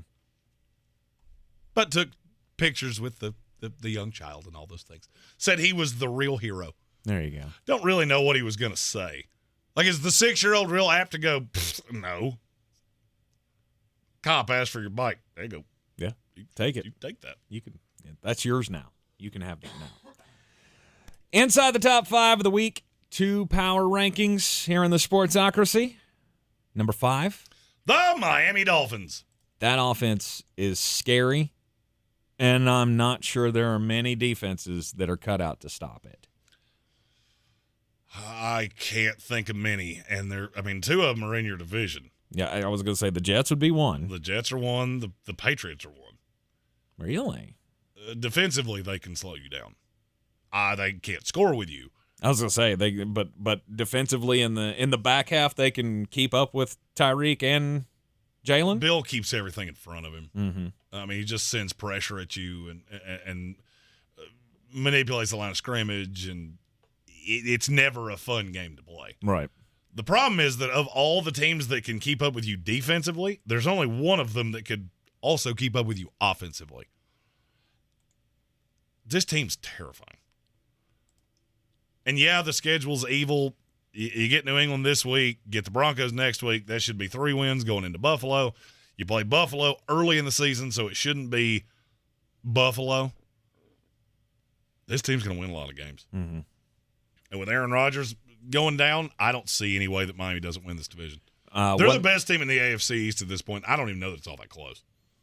Yeah. Is there anything that bothers you about this team? Yeah, the fact that they let the Chargers run all over them scared me a little bit. That worries me. Mike McDaniels worries me too. Why Mike McDaniels scares me. Because there are times that you just completely abandon the run. And you should never have a quarterback that's throwing as often as Tua is, especially when he's as fragile as Tua is. Because all you're doing is asking for him to get hit more and more and more and more often. And that worries me. It worries me that sometimes Mike McDaniel gets cute. You don't have to get cute.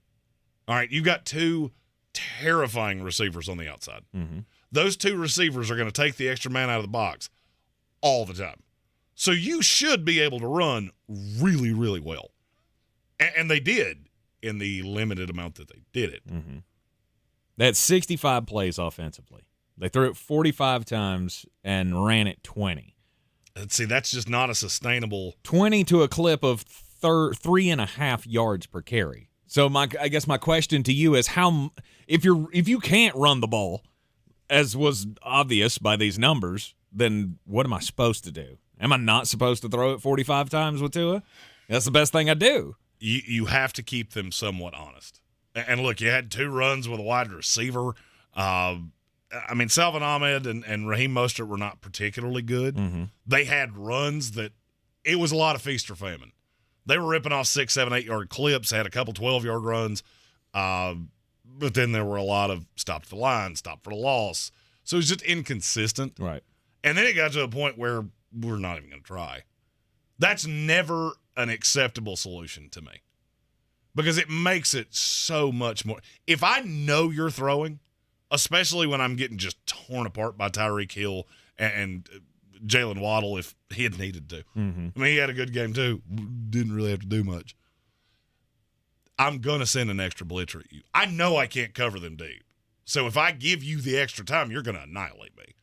So I send the extra blitzer. Even if it doesn't get home, I'm still hitting your quarterback way more often than I should be. And over the course of a year, especially with no Teron Armstead, I just didn't necessarily love the game plan. Okay. And that you got so far away from running the ball. Yeah. It puts you on pace to be where Tom Brady was last year. Tua does not need to throw the ball that often. Mm-hmm. I don't care if he learned how to fall. Right. 466 yards for Tua, 3 touchdowns in the game. There wasn't much other than the fact that they could not stop the run to save their lives to make you scratch your head about this team. Now, something I do need to say, and ask Alice in our YouTube comments pointed it out, he only got hit twice all day. I'm well aware of that. I'm shocked that you held up that well. Here's my I'm looking into the future. You do that against the Jets, they will kill you. They will carry Tua Tagovailoa out on a backboard if you do that against the Jets. If you do that against the Buffalo Bills, I saw it last night. There are a lot of teams on the schedule. Dallas Cowboys. It didn't get you this week because that Chargers defense is laughably disappointing.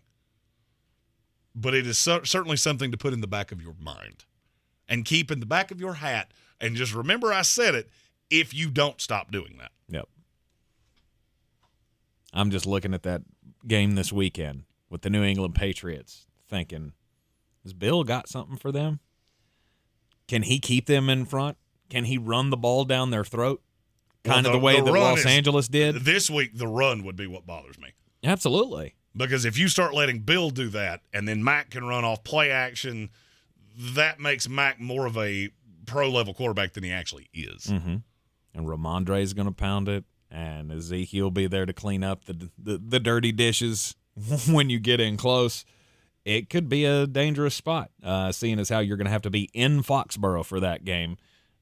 And division games go weird anyway, especially in the AFC East. Miami at number 5. Number 4. The Kansas City Chiefs.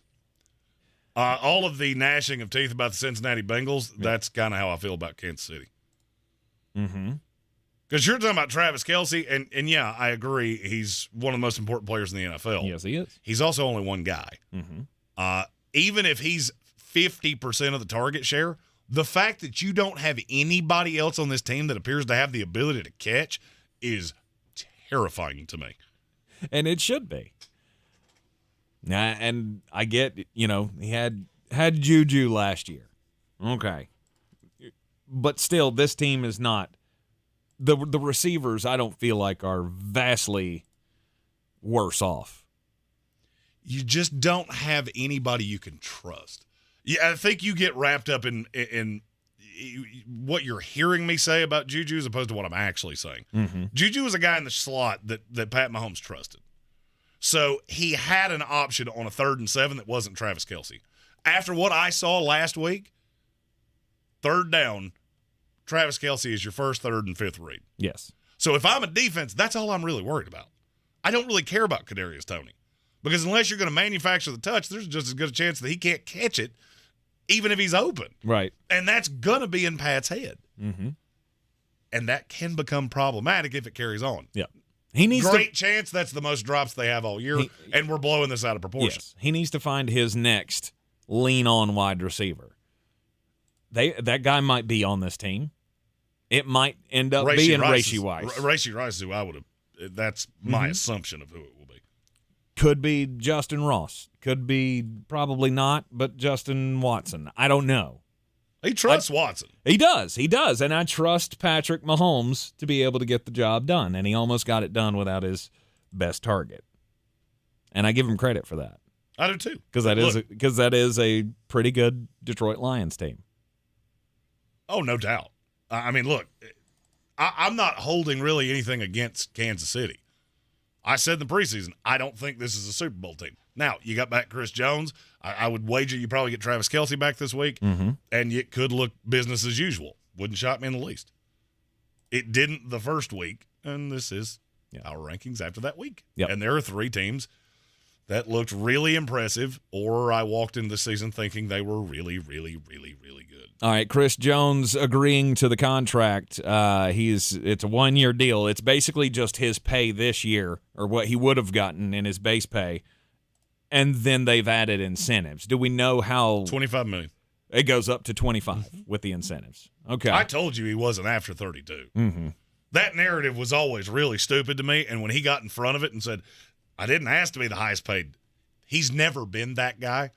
But when I've now got 9 guys that are ahead of me, okay, now I have a problem. Right. Because I'm the oldest one of all of them. So I need to get more in line with that. The other thing is that they did open up the ability for him to be franchise tagged. So he didn't lose. Kansas City didn't give that up in the deal.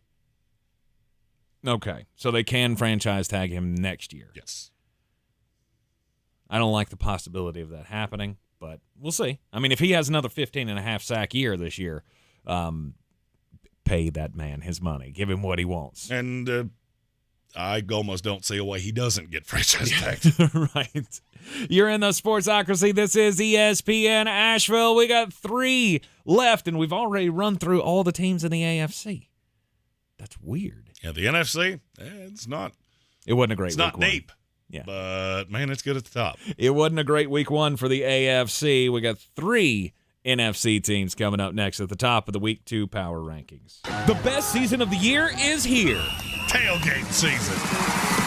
Monster Brewing presents this season's MVP. The Beast Unleashed. With 4 bold, familiar flavors. With 0 caffeine and 0 sugar. Beast Unleashed is your new pregame ritual. With white haze, mean green, peach perfect, and scary berries, there's a flavor for every fan. The Beast Unleashed. 6% alcohol by volume. Unleashed responsibly. Must be 21 or over. Beast Unleashed. Available at your local retailer. I believe real estate isn't about properties. It's about people. I'm Clarissa Hyatt Zach with eXp Realty, serving all of Western North Carolina. Navigating the home buying and selling journey can feel overwhelming at times, and that's why having an agent who cares about you and your needs is key. I'm a native of Western North Carolina, and I close over a home a week. I'm an expert in the market, pricing my sellers correctly to net you the most money, and working as a skilled negotiator for my buyers. Please give me a call today at 828-774-6343 to set up a complimentary market analysis. If cleanliness is next to godliness, look around the car right now. Is that very godly? Look, life comes at you fast, but so does WBNC Auto Detailing. They have the tools to make your interior look like it's coming off the showroom floor. You don't believe me? Check them out on Instagram. All that filth and years of stains disappear. WBNC Auto Detailing does full interior and exterior details with paint correction, and they do wax and ceramic coatings. Call WBNC Auto Detailing at 455-3700. Premium care with a Southern hospitality touch. Tired of getting dinged by monthly fees on your checking account? You need Simple Checking from Home Trust Bank. With Simple Checking, you get all the essential checking services for free, including 100% online access and a free Visa debit card. It's everything you need from a checking account, but no hoops, no surprises, no monthly fees. Stop by today or call 800-627-1632. Simple Checking at Home Trust. Ready for what's next. Member FDIC, Equal Housing Lender. Football is back, and BetOnline.net is your #1 information source for all your sports wagering info, with all the up-to-the-minute stats, news, scores, and matchup breakdowns. Get the latest game odds, spreads, and totals from pro football and college football at your fingertips, with BetOnline's real-time updates on statistics, news, and odds. From Week 1 all the way to the college football playoffs and the big game, BetOnline gives you access to the best football promotions and contests available anywhere online. Head to the website today or use your mobile device to get in on the action. BetOnline, where the game starts. Gillette Intimate gives guys a gentle and easy shave on there, and around there, and even under there. Don't treat your groin like junk. Respect it with Gillette Intimate, the best a man can get. Buy now at a retailer near you. Don't miss our 2023 iHeartRadio Music Festival. Are you ready? See Foo Fighters, Kelly Clarkson, Tim McGraw, and many more. Friday and Saturday, September 22nd and 23rd. iHeartRadio Music Festival. Streaming live only on Hulu.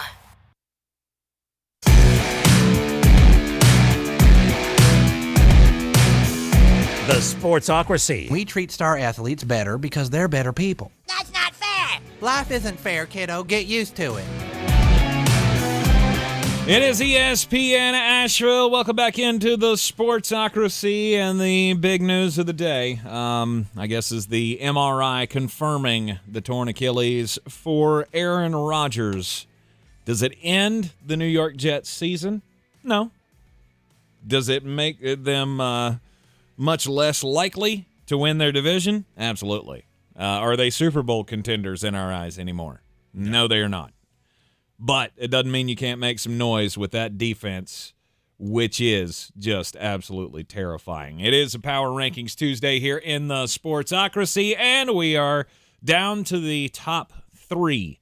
Number 3 for this week. The San Francisco 49ers. All right, number 3.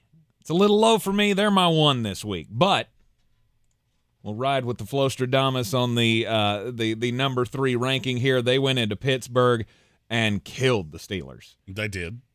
It was incredibly impressive. I still feel like you're going to have issues at quarterback. I still don't buy Brock Purdy. Mm-hmm. Yeah, he was really good this week.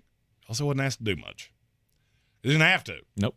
Kenny Pickett's putting you in good situations routinely. It's kind of the brilliance of the system. He's never asked to do much.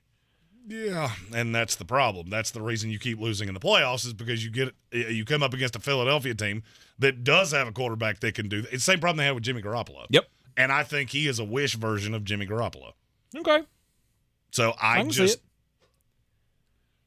When you have Christian McCaffrey and you have studs that can make the plays around Brock Purdy, like Brandon Ayuk did this week, and is he going to do that every week? No, but he doesn't have to. No, but he was a guy I told you in the preseason. I love him for fantasy football this year, and nothing changed my mind in week 1. Eventually, anything, it just confirmed it. Eventually, Debo's going to go off at some point, and this team's just going to be able to throw talent at you. And it's also a team that I look at and go, I don't know how many teams are going to score points on this team. I mean, obviously they will, but that defense is really good. It is. And with Nick Bosa coming after you and you can stop the run too, that's terrifying. Number 2. The Philadelphia Eagles. I'm with you on Philadelphia. They're my 2 as well. It looked a little clunky in the second half against New England, but that defense, the front of that defense is insane. Jalen Carter had a game in his debut. I don't know who's going to stop you. That's kind of my point. They made New England look like a bad running football team. They forced one of the run-heaviest teams in the NFL to just completely abandon it. Mm-hmm. And I think they're going to do that to teams a lot. Yep. And with Bradbury and Slay in the back half, they're really just funneling you into bad decisions. Mm-hmm. Philadelphia's tremendously good. And it's not going to go well for anybody who plays them. The Vikings are next. The Buccaneers are after that. The Commanders, the Rams, the Jets. Ooh, I wish you hadn't said that. I mean, there's not really a good challenge to this defense until they get down to Miami at the end of October. That's a long time from now. Right. They're just going to keep rolling. They will keep steamrolling over everybody on their way to the that's your 2023 Super Bowl champions. Number 1, the Dallas Cowboys. See, I feel like this is an overreaction. I know they just demolished New York on their home field on a primetime game, 40-0. But can they do that every week? Can this defense do that to everybody they face? No. I don't know how you're supposed to stop them. I really don't. I told you the day they acquired Stephon Gilmore, that changes everything about the Dallas Cowboys defense. Mm-hmm. Because now Trayvon Diggs gets your 2. He can be the ball hawk. They're not going to do what they did to the Giants to everybody. They're going to hurt the Jets' feelings this week. Mm-hmm. They may end up beating the 2 New York teams 75-0 combined. Dallas is really, really good. Right. I told you the day they signed or that they made the deal on Gilmore. That's my favorite team in the NFC. Mm-hmm. Now I had them losing in the playoffs after what I saw out of Seattle and what I saw out of Dallas. I don't know how you can bet against them at this point. Yeah. I know you're higher on Philadelphia than you are on Dallas. I am. I'm at San Francisco, Philadelphia, Dallas. Those are my 3. I'm not ready to put Dallas up at number 1. As great as the defense looked, I just didn't see anything great from the offense, but you didn't have to because you were in great position all game long, right? I mean, you didn't have to dig deep. You didn't have to get Dak Prescott to make a tight throw at the end of the game to make something happen. It's those moments that I worry about this team. And until I see you be challenged, then I guess I'm just going to be a little more down on them than you are, Jeremy, but that's not saying a lot because we both have them in the top 3. You held an NFL team to 63 passing yards. Yes. Even if it's Daniel Jones. I don't care. That's still something to hang your hat on, yeah. That is terrifying. I get it. It's the Sportsocracy, and this is ESPN Asheville, 92.9 FM, 880 AM, and 1400. We will be back with you tomorrow, same time, right here at noon. I'm going to go cry in a taco with a margarita, and hopefully tomorrow will be a better day. Indeed. Enjoy your evening, and we will be back here in the Ingalls studio sharp at noon tomorrow. Your lunchtime dose of dumbassery shall return. This is your Exergen Temporal Scanner weather forecast on ESPN Asheville. Cooler air on the way. We'll get this front through, and later this afternoon or this evening, we'll get a few showers, thunderstorms as clouds increase. Highs in the low 80s. Tonight, a few scattered showers and thunderstorms around, especially early, 60 degrees. Tomorrow morning, some fog. In the afternoon, maybe an isolated shower thunderstorm. Clouds, sun, otherwise 77. Tomorrow night, low 50s, some spots in the 40s, setting us up for a beautiful Thursday, sunny 76. From the Weather Channel, I'm Ray Stajic. Summer is winding down, but business needs keep ramping up? Check out Indeed, the all-in-one hiring solution that helps you attract, interview, and hire candidates. Visit Indeed.com/credit and get $75 towards your first sponsored job. Terms and conditions apply. At Tyson Furniture, we have a huge selection of furniture, honest values, and great service. We are a big store, and Black Mountain has wonderful restaurants and interesting shops to explore. Visit us at Tyson Furniture in Black Mountain, where beautiful homes begin. This week in the Buncombe County Game of the Week, the conference season gets underway, and we've got a great matchup for you. The Irwin Warriors at the Inca Jets. Inca's coming off a bye week with a 2-1 record, looking to get things going again. The Warriors look to bounce back from a tough loss at West Henderson. Sports Tank Friday gets us going at 6. The Bojangles Countdown to Kickoff show is at 6:30. Kickoff is at 7. The best coverage of high school football is on